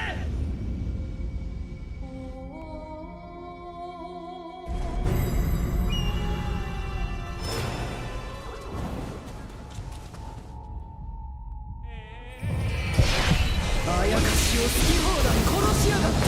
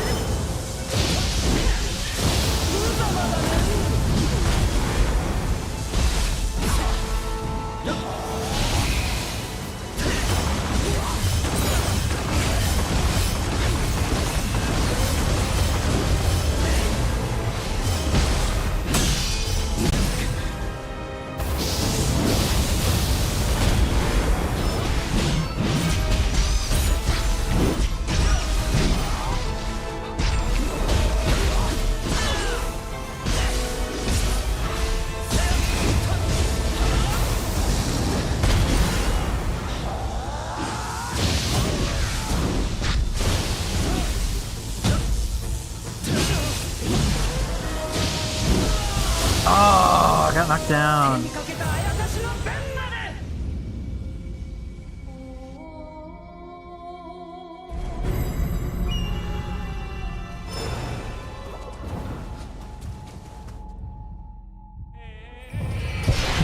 あやかしを好き放題殺しやがって。抜けよけな。無様だね。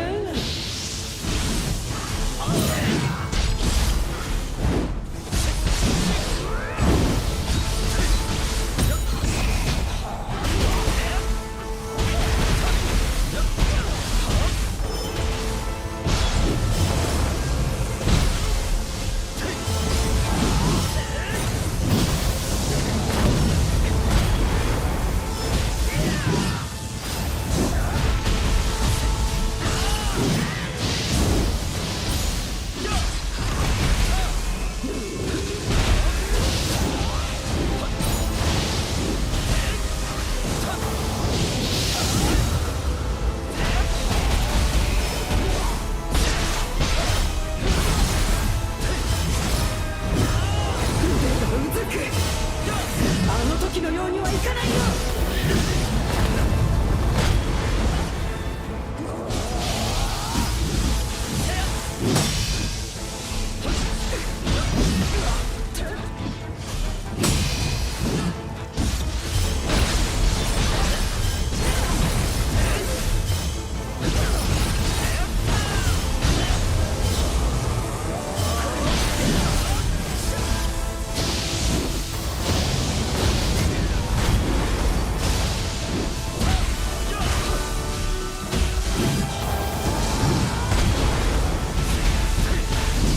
Damn, it's actually kind of cool.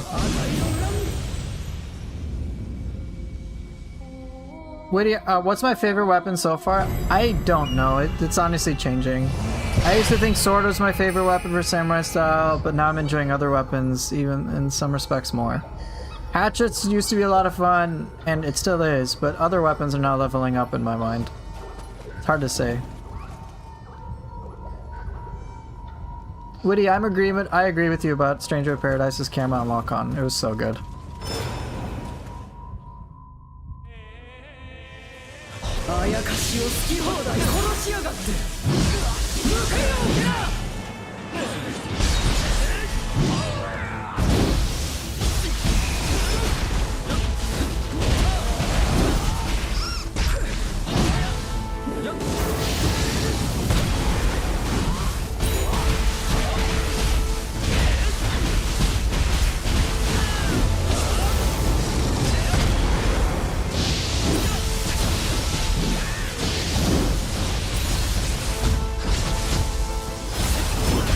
Shit, that was my bad.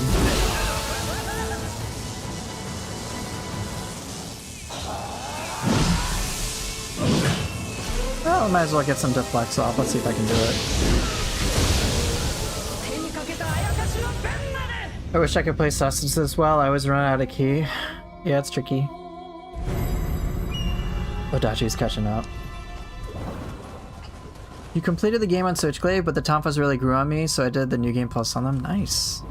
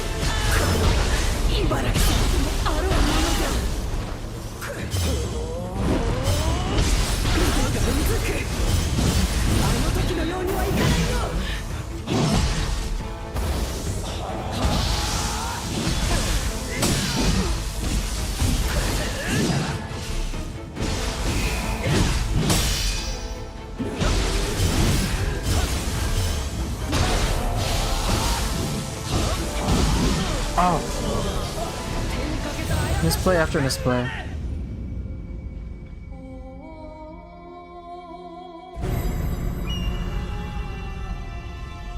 Oh, it was just high stance, strong run attack into Sunset Breeze. The attack doesn't land.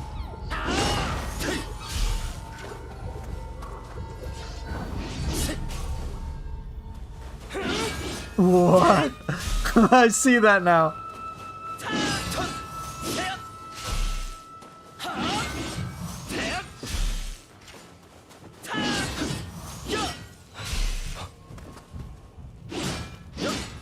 That's bizarre.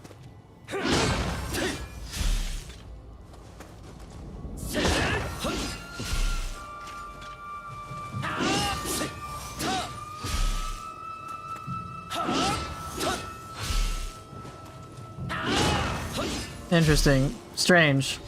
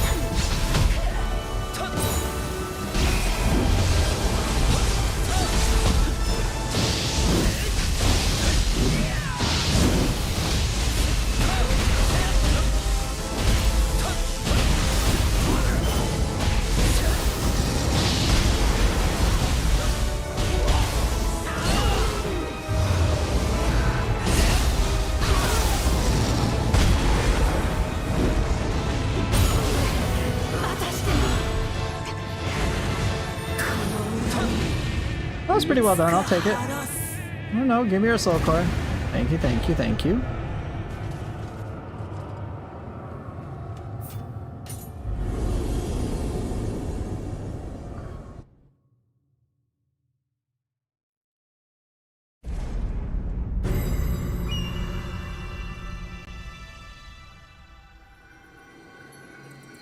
Master of Gunnery. Which one is this? Oh, the hand cannon one. Alright, now I can actually talk to people. There's no way I'm completing this. Yeah, this ain't happening. There's no way I'm gonna be able to beat Yoritomo in 30 minutes to an hour. Nah, probably not. I'll save that for next stream. Actually, speaking of next stream, I'm not gonna be here tomorrow. I think sword with both styles still edges out the rest for me, but they're all sick. The sword skills are S tier, especially Severing Spin. Yeah, they're really cool. If there was PvP, it'd be a sick feint, yeah. Funny thing about that is I'd want them to tone down the overbuffed skills. They went a bit too far. Which ones? Which one do you think are overbuffed? Just out of curiosity. You love the Frost Moons? Yeah, Frost Moons are so fun. I really like them. I think they're great. Yeah, no stream tomorrow. Cass and I are gonna go hang out with a friend for lunch. So we gotta drive a bunch and then we're having lunch kinda late. And so by the time I get back, it'd be too late to stream. I'd probably be back around like 4:30 Central Time. And at that point, I'm just gonna be like, dude, I'm not gonna stream for like an hour and a half.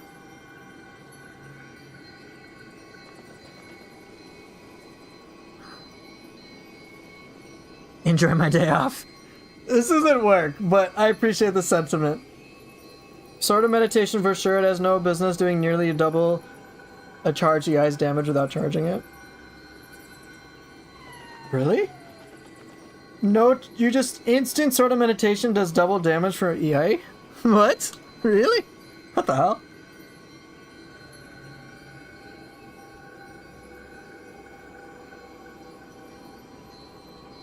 Bruh, where's Wild Surge follow-up for Hatchet Flash Attack? I know! I wanted that so badly.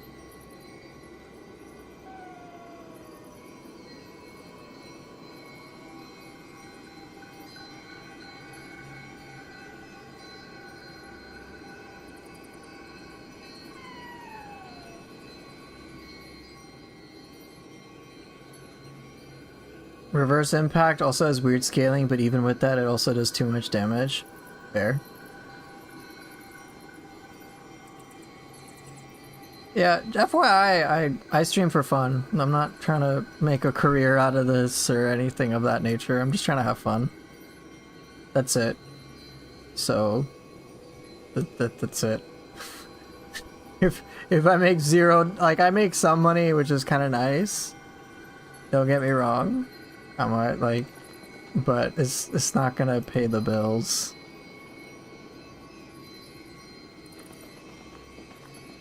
Like, at all. So, it's not work. Anyway. Also, Severing Spin Guarding was amazing and they read my mind, but it also didn't the range increase or the extra hit at the start. Interesting. Okay. Okay. Yeah, this is gonna require my time. I want to do it, but I don't think I can. I need like 30 minutes minimum for Yoritomo.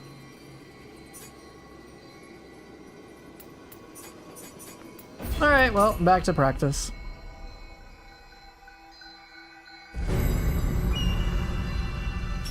あらゆるものが私にひれ伏すのだ。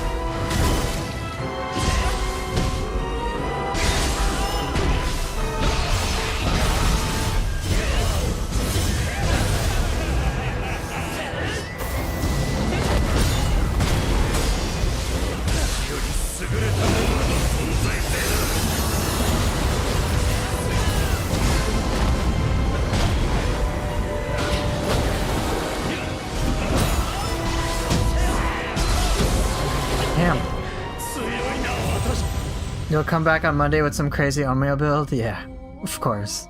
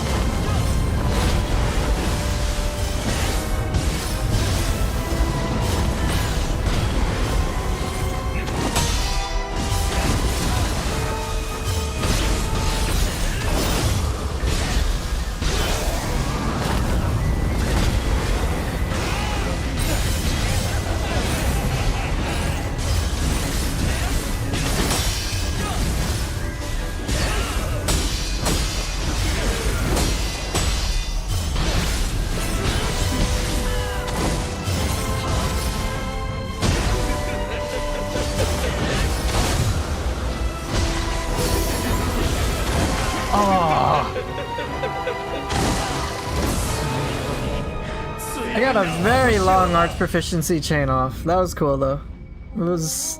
I failed, but it was still cool to pull it off.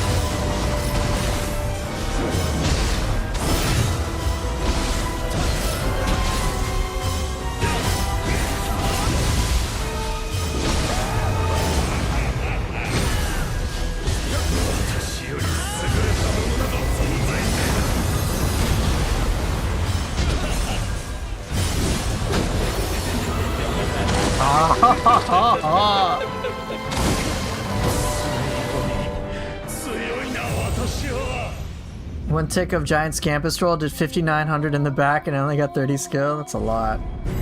Does that include the emotional damage?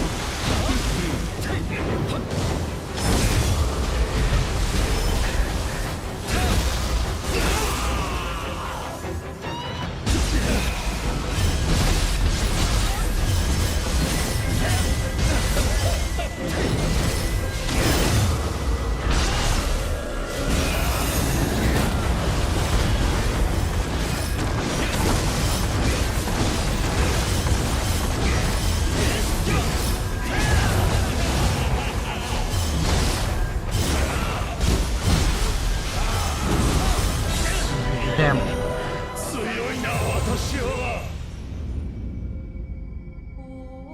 Master Way of the Scampus? I love that.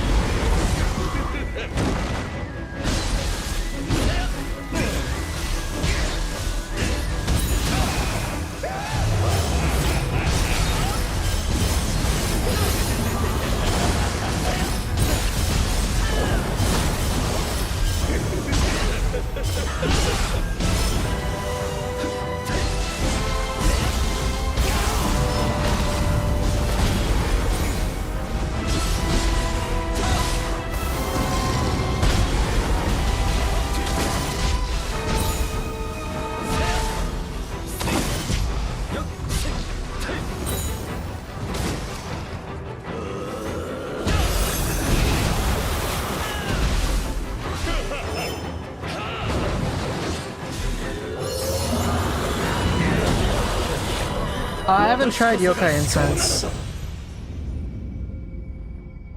Oh, you're talking chicken burrito.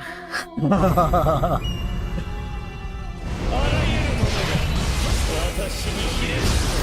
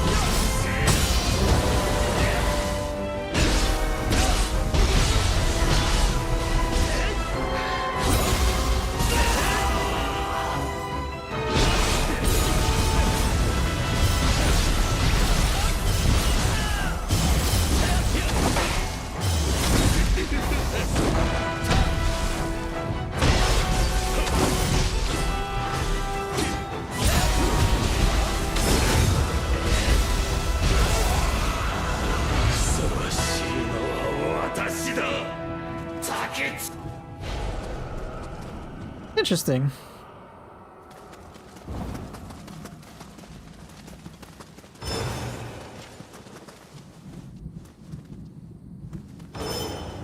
Come on.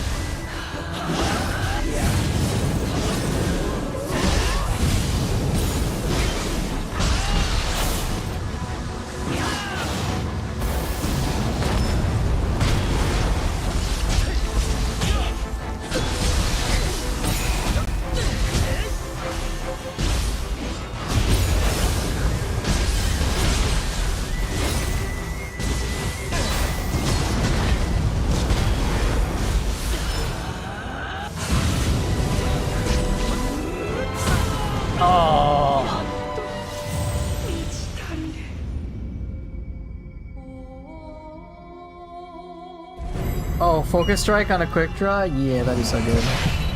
あらゆるものが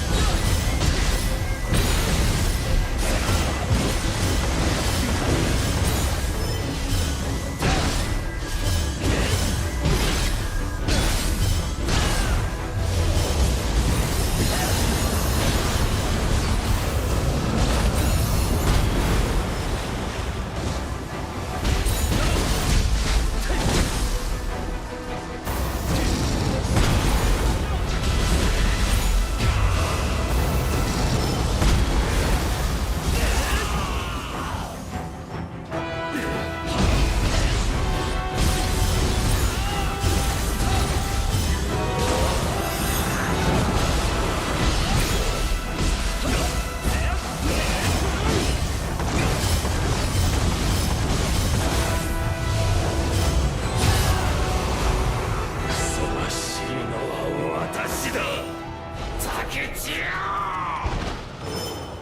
Not bad, not bad at all.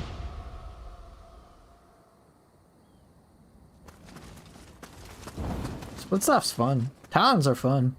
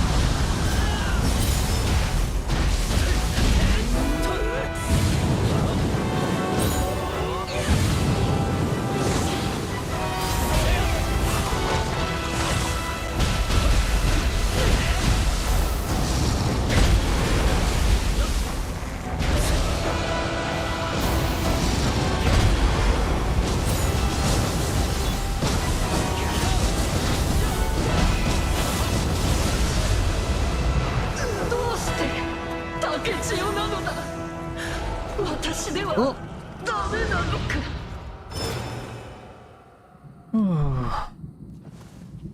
Am I using Odenta for Ninja Sword? I don't know. I'll have to check.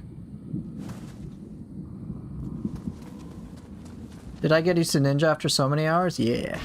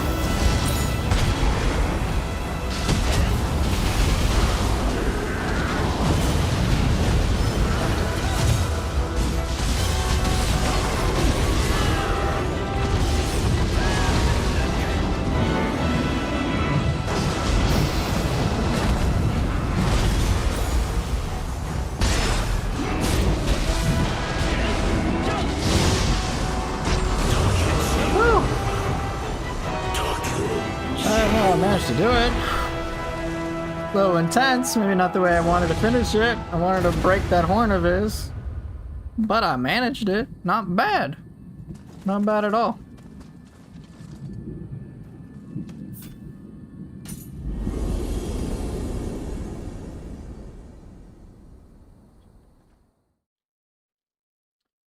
Did I get used to Ninja after so many hours? I would say, yeah, it's a lot of fun.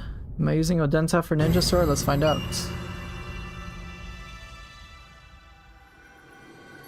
Ah, yes, my rares. I'm really looking forward to those. That was fun, I enjoyed it.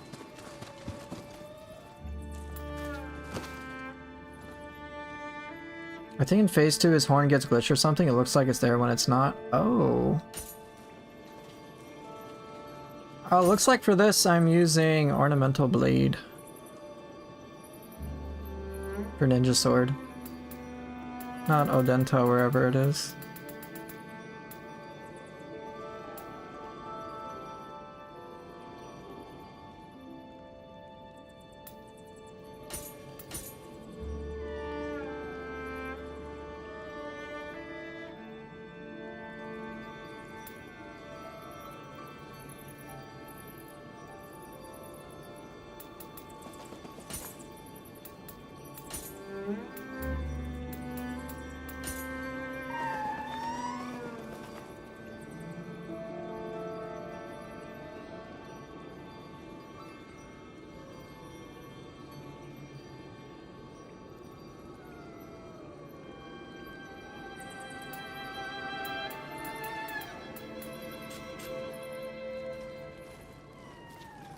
The ninjutsu map to X, what is it again? It's Cicada Shell.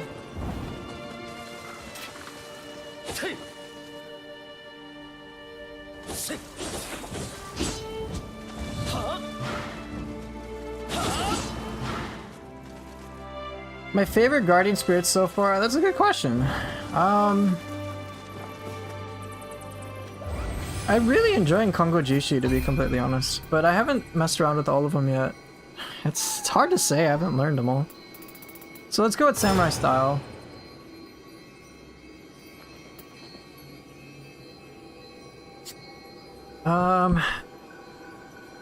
Favorite? It's hard to say favorite.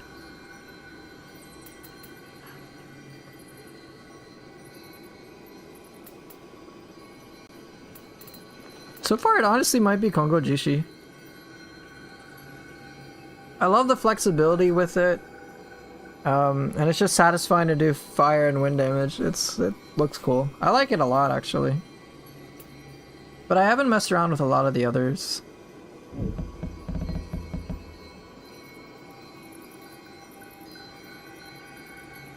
You love Ninja Kongo Jishi? Samurai is meant to me. The punch misses a lot.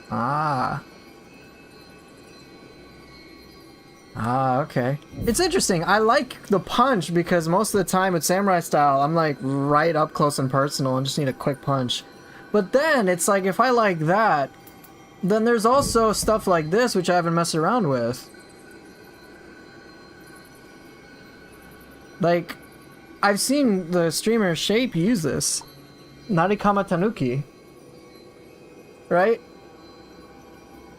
And like, he does a good job with it. He just deflects attacks. I'm like, oh, like a get out of jail free moment. Cool. So there's that. And not to mention, this is fucking hilarious. Look at this shit. Just bonk. Like, it's really cool. Now the stats may not be like the most interesting to me, but like, it's still handy.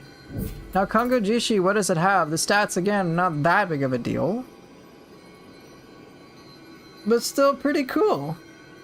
I mean, it has increased damage deflect, which is nice. Wind damage, cool. A bunch of life, which is nice. Damage taken while attacking, very nice. Guard key consumption critical. I mean, like, it's nice so far. Like, I seem to prefer it already. But yeah, there's a lot of others I haven't tried. Tanuki is neat, but I'd like it to hit a bit harder, the counter that is. Oh, okay. Is it just me, or are the Guardian Spirit skills for Samurai so much better than all of the ninja? Flashy as well? It's interesting you say that too. Because I would say that some things for ninja are like fucking ridiculous. So ones that I know I've experimented with, or I've at least taken an instant liking to, is shit like this. Nekomata's kick. Just whoosh. Instant kick, move away. I also like Shamichoro. Instant pull me to the target. Super awesome.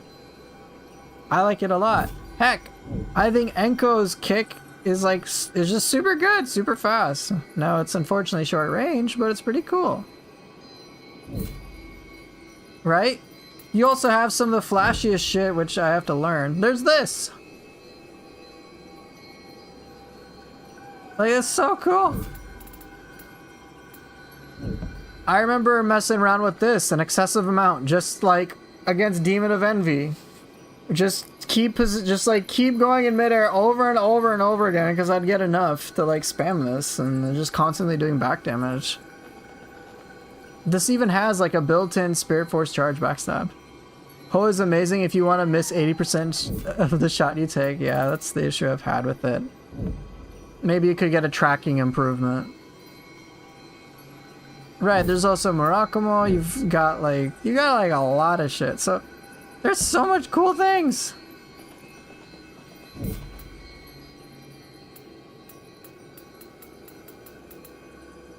Kurama Tengu is also fun for the mid-air game as well.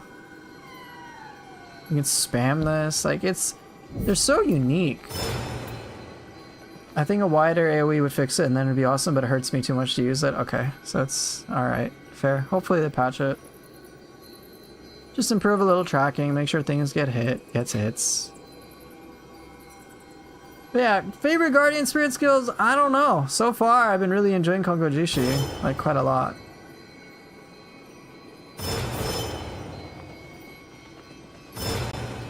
No Genbu? They don't have Genbu yet. They have this. This is the closest thing, arguably. Just Big Slam. Maybe in DLC we would get it. Yeah, maybe we will. Oh, do I have a better Demon of Obsession, or did I already upgrade it because I'm a boss? I already upgraded it because I'm a boss.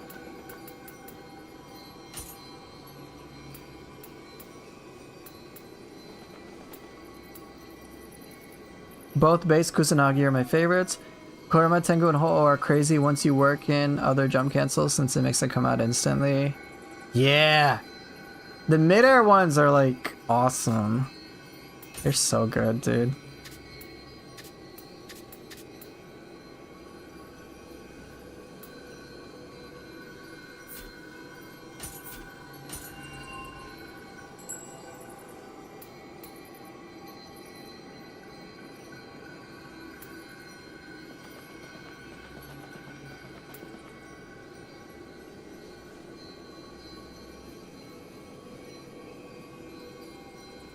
But maybe we would not, since Onmyo's understated in Neo 3. Who knows what they'll do? They've brought back, in DLCs, they've brought back some guardian spirits from like Neo 1. So they had like Blue Dragon, for example. They brought back Suzaku. Jano Micho was reintroduced. So like, they're still, it's possible. They modified Ho-Oh to have Onmyo magic, so there's support for it. I mean, let's see. What guardian spirits have Onmyo magic support directly? Ho-Oh. I mean, bruh, untouched magic. Pretty good. Get some life back. Do more just straight up more magic damage. Alright, slow down an enemy if you hit them with magic. Right, so it's like direct support. What's another one that has direct Onmyo magic support? Is that the only one? Just Ho-Oh? I think Ho-Oh is the direct one for ninjas for samurai style. Is that actually the only one?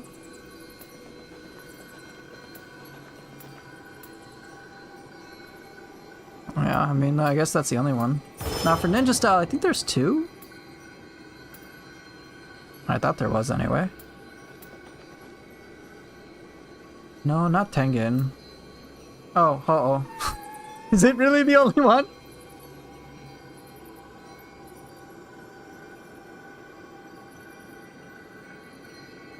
Onmyo magic key damage, and then reduce enemy damage. I think there is another one. Yeah, this has some, but this doesn't really count. Faster key recovery, Onmyo magic hit. I mean, I guess. So if you want to go Onmyo mage, you basically run Ho-Oh.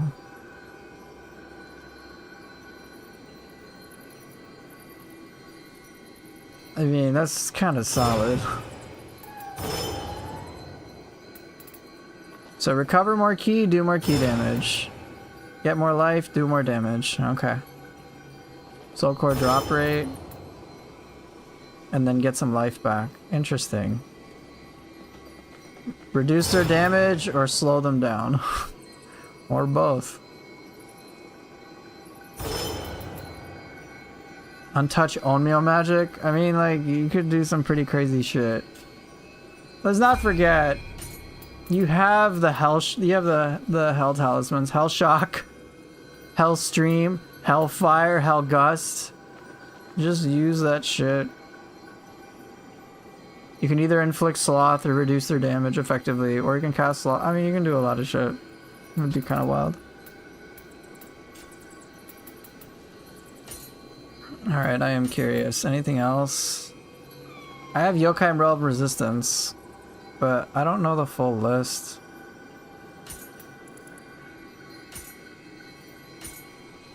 Increased damage dealt on Onmyo magic. Hit. Martial art key damage. Is there like anything that I would want on here? Spirit Force Purification. Use less Spirit Force. I don't usually have issues with that.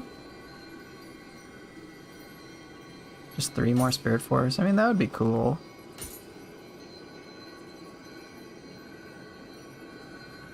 And make the fast cast not a mastery anymore? Alright, thanks for dropping by.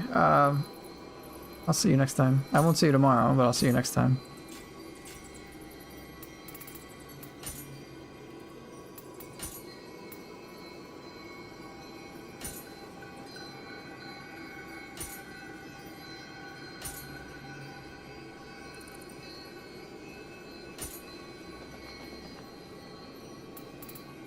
I wish I knew how good this was. Life Drain Ninjutsu hit, because that could be kind of handy.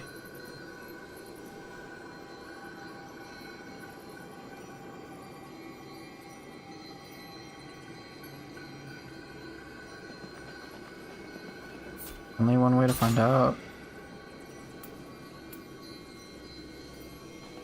I haven't really started integrating Living Artifact into my combat yet. I've been so focused on the styles altogether.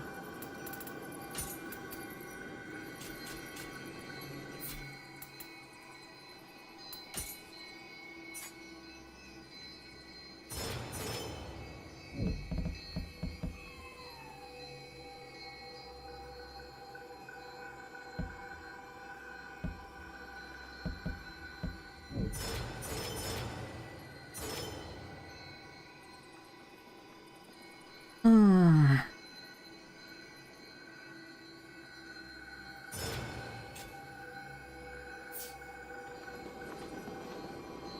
$10 versus 10.3, that's not really that impactful now that I think about it. Life, Amrita, life recovery, Amrita absorption, what else? Just get more, period. Get a bonus.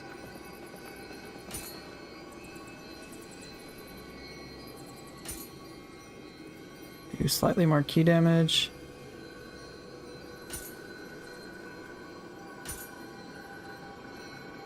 Increased damage dealt critical.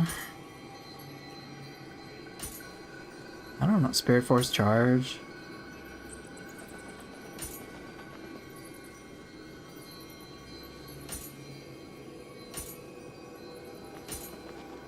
This is all kind of pointless.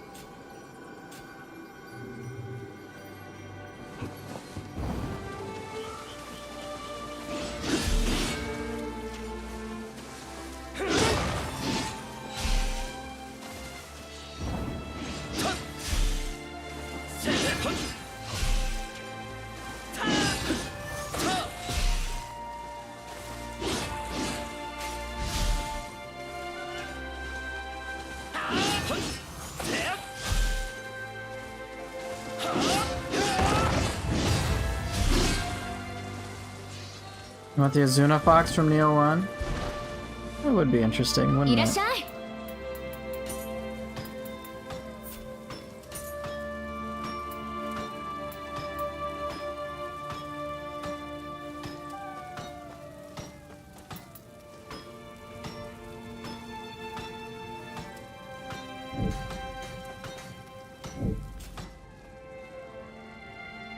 I'd pay 100,000 fragments to just pick the one I want.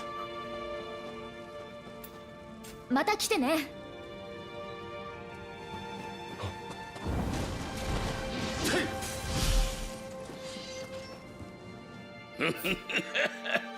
まれびとは歓迎するぞ。 How are you able to use combo enders in different stances? I will... That's it.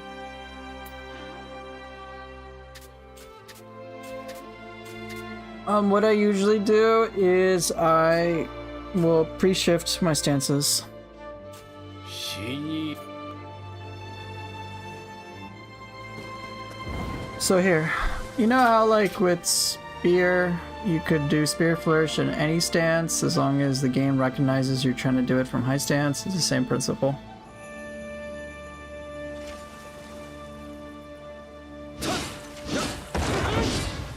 Right, so during a long animation,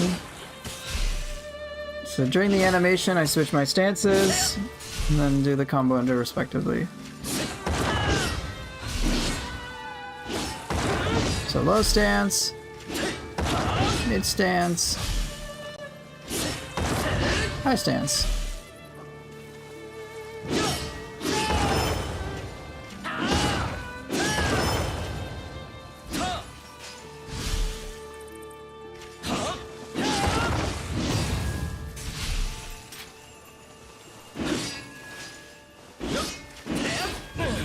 it's a little tricky with Switchglaive, because Switchglaive will register it as you switching stances.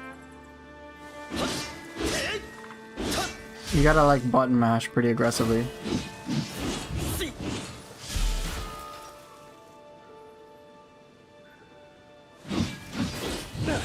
It's kind of tough.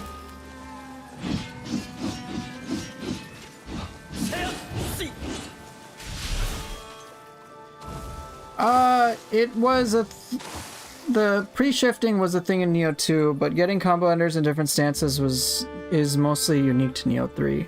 The exceptions would be in Neo 2 the fists, where it would work pretty well.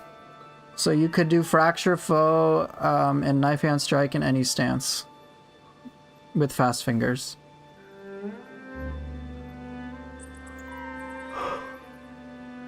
Beyond that, though, it would never work.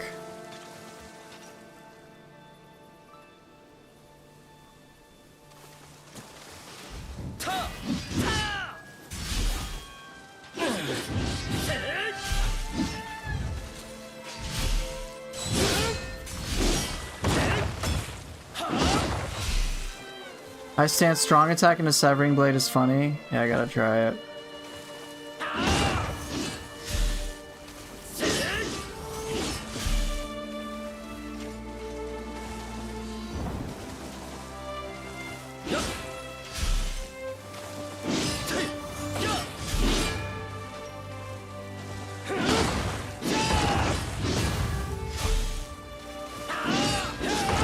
So awkward.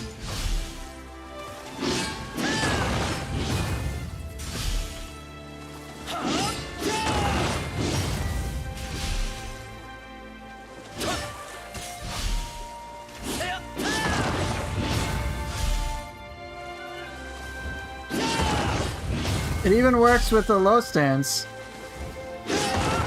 Look, low stance strong into low stance strong attack while running into Severing Blade. Just instant Severing Blade.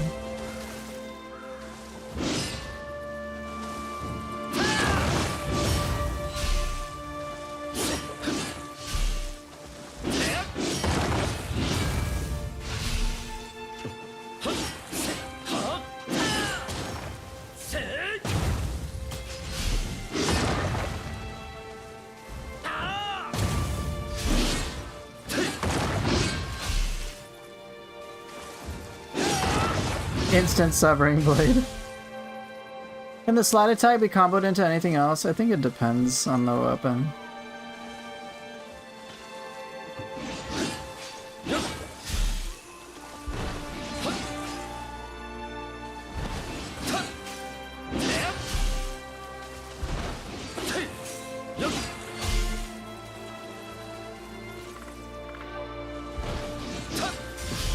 I usually just do slide.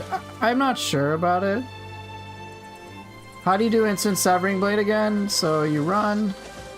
So run.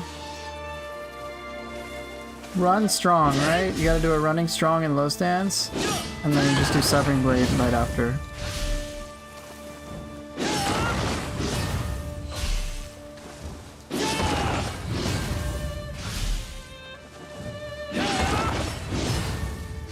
Do I think it's that valuable? Not really.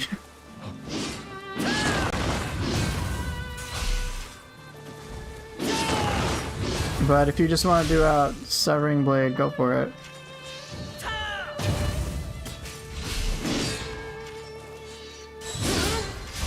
If only Samurai style had more aerial combat like Ninja, not just a drop attack.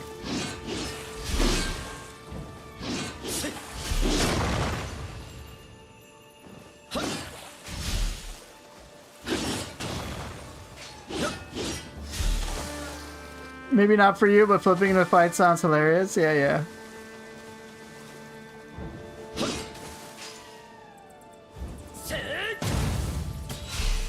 I've used Undaunted, just not all that much.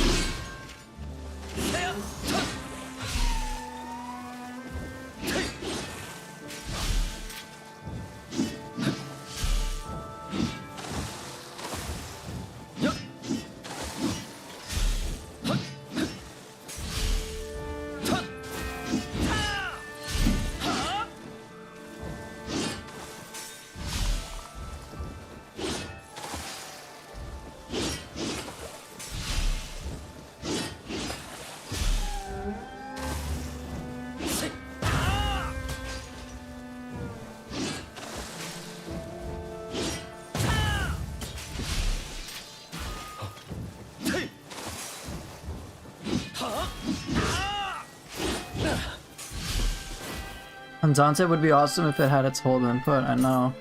I'm very surprised they took out some inputs. Like, for the Odachi, there is no guards quick anymore.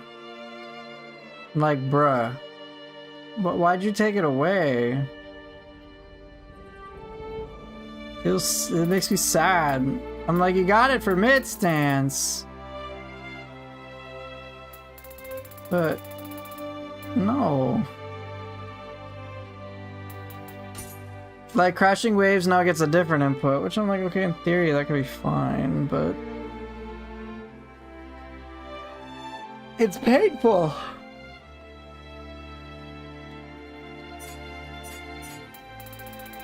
Ironically, Axe has overall more inputs, so for many it'll feel complete. But again, we will find out, I suppose, what will happen over time.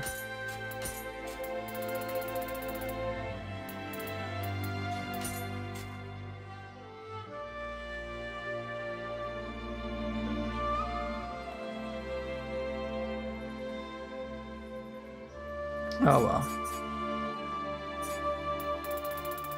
But yeah, we have yet to see what will be included in future updates. I'm pretty sure assuming they go down the route of Neo 2 where they give a lot of free content, I wouldn't be surprised if there was a moment where we got like a free skills update as well.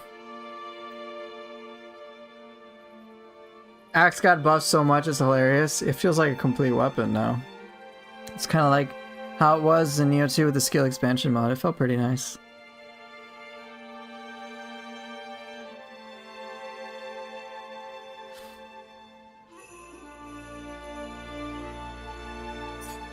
Odachi does have some interesting things going for it, like the Sunset Breeze is like it's kind of interesting. I've seen Shape, for example, take advantage of the Waking Winds as well. I am not that incentivized to try the Waking Winds. Like, it's cool, and I'm sure you could like attack a bajillion times. But I'm not incentivized to use them over things like Tail Strike, and certainly not over things like Ground Sweeper or even Swallow's Wing, which is unfortunate. But yeah, I've seen other people make good use of Waking Winds, but I just haven't worked with it. Yeah, I've heard of the awkward crashing wave stuff. I'll try to dodge into an enemy, and if I'm like dodging to the side, it just doesn't track well. And like half of the hits just miss.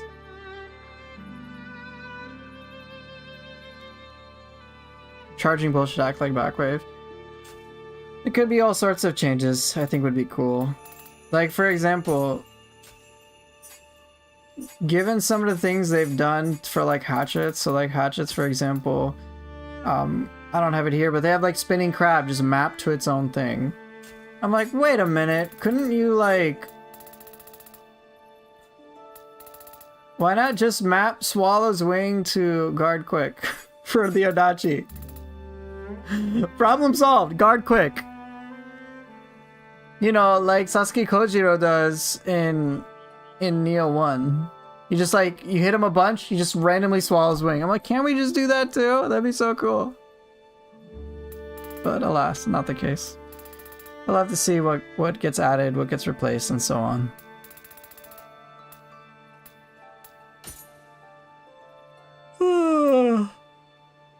Yeah, they did that for Ninja Sword. Freaking Swallow Slash. I used Swallow Slash Jump. It's pretty fun. Oh yeah, and now that I've been playing Ninja Sword, it's been growing on me more over time. There's a huge emphasis on using abilities to get behind an enemy to kick their ass. So like Hollow Stabs follow-up is pretty good. You circle around them. Right, you circle around them and it works pretty well.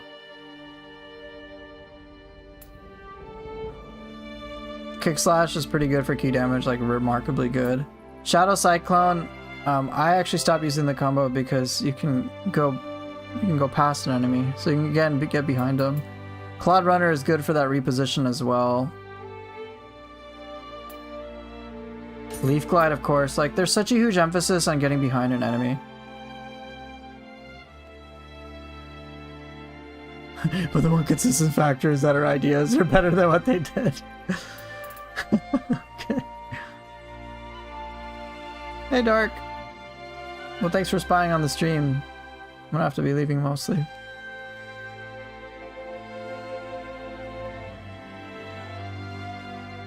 Like you dodge all of Kasha's slams with solid last jump. Nice.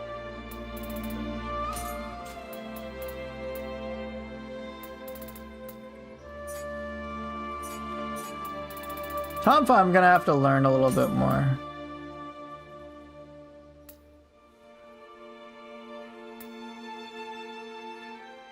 My flying drill. I'm not that familiar with how to use these just yet. Like, I feel I kind of suck, so I gotta learn.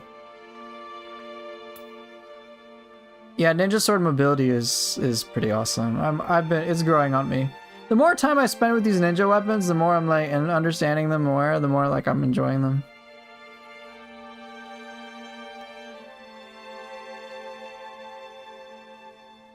Don't know why some motion inputs hinder movement sometimes, but things like Tile Shaker are fine and don't get in the way. Yeah, I know. It's interesting. I don't think I've complained about Tile Shaker. It's very rare. I have an issue with it.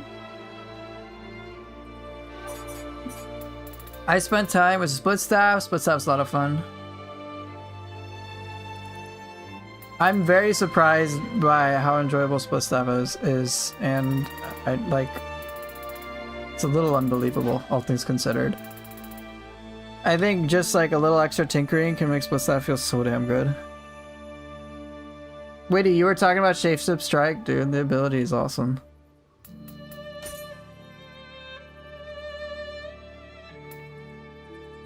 There's so much I have to learn with it, but I've enjoyed like just quick jump for Split Staff, and then like using... How do I approach Split Staff? One of two ways, I think, is a good way to put it. I think the Mystic Arts are great for guidance. So let's zoom out to Ninja Style, right? First, to help this make sense.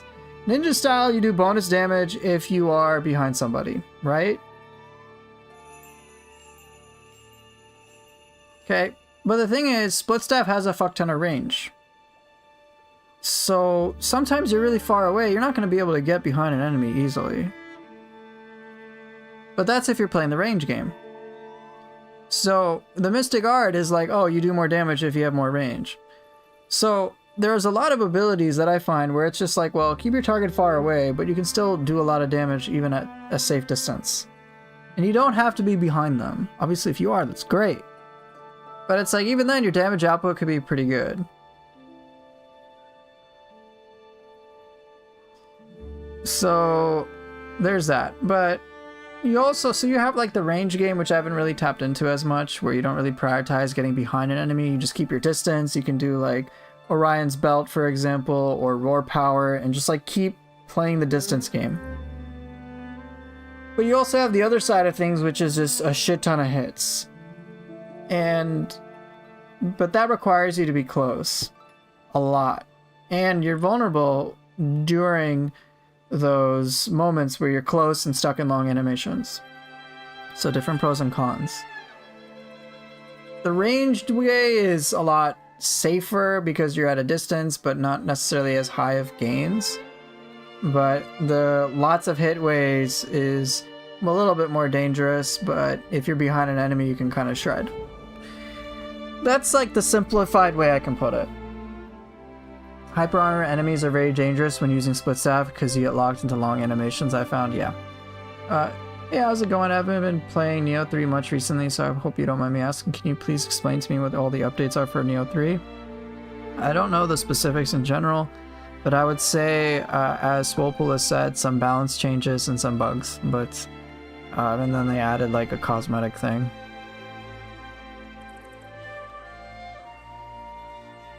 But yeah, nothing like super major, no DLCs, no free content packs beyond them just adding like Thunderstorm or whatever. Like basically an armor skin, I'll show you. They added the Thunderous Warrior stat.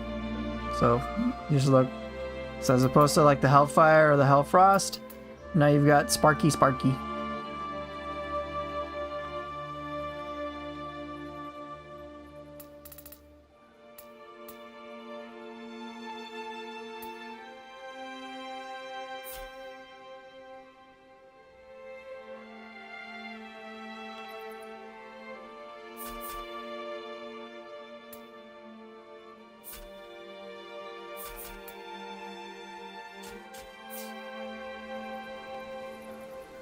Been thinking about it, and they could just add hold, square, triangle skills to split staff, and it wouldn't be so bad.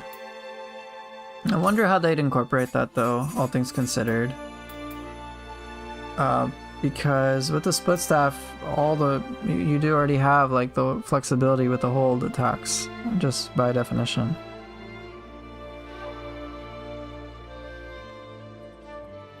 But we'll see how things pan out.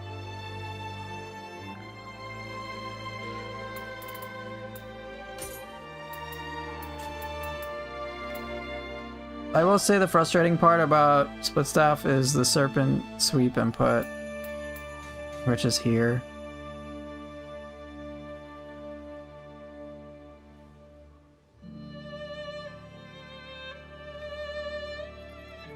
There's a few inputs I don't like, but hope things get more adjusted. Oh well. Anyway.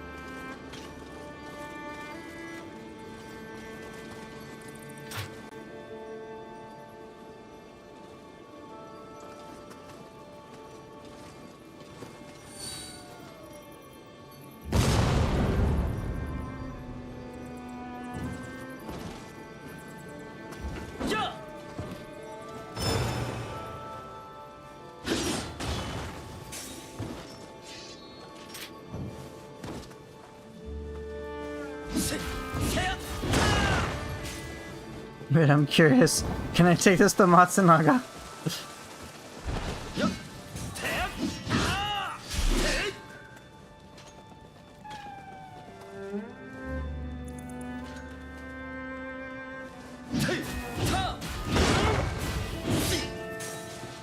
Oh, I kinda can.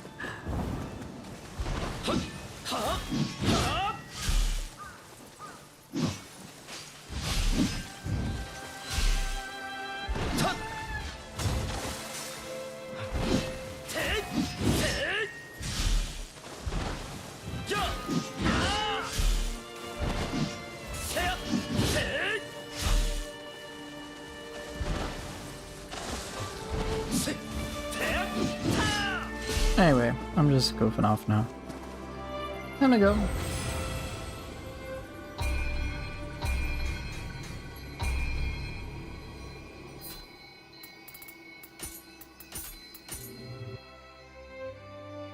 Yeah, but that wouldn't get in the way, but then who cares really? Also, if it was Twin Phoenix Unruly Revolution, it would still match up.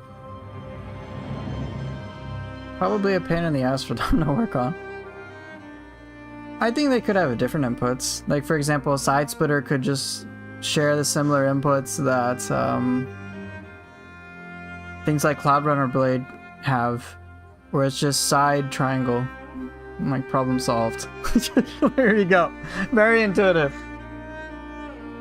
Legit. Side, press a button. Ta-da! They can do that, right? I think they already have, like, the full set of moves that they could work with that would be intuitive.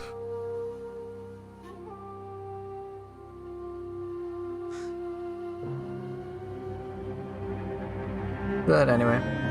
They could also have, like, Roar Power or Orion's Belt mapped to Sheath. Right, or as you guys are saying, they could have Guard and Light Heavy after Quick Attack. Right. You could have that. They already have that stuff.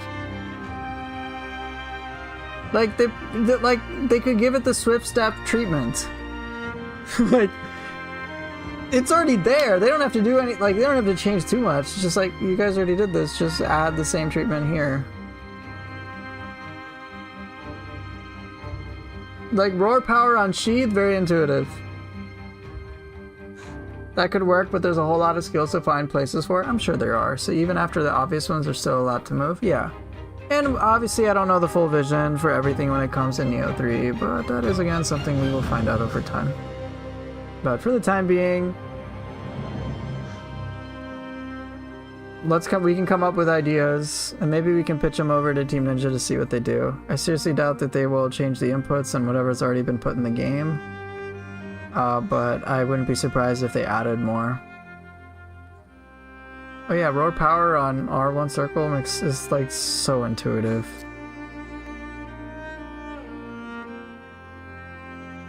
But yeah, oh well. Maybe for Neo 4. Now you gotta work on style shifting in combat. Still can't do that comfortably. It's not easy. It's not easy. Anyway, I'm gonna dip out, guys. Let's see if there's anybody streaming on Twitch that I may want to send you over to.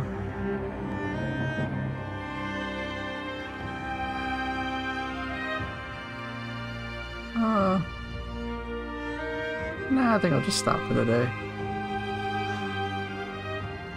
Anyway, thank you guys for watching. And I will see not everybody tomorrow. I won't be here tomorrow. I'm taking the day off. I'll post it on YouTube, of course, but for those of you guys that do like to pop in here, I won't be here tomorrow. But I should be back on Monday. Anyway, take care and see you later, guys. Bye.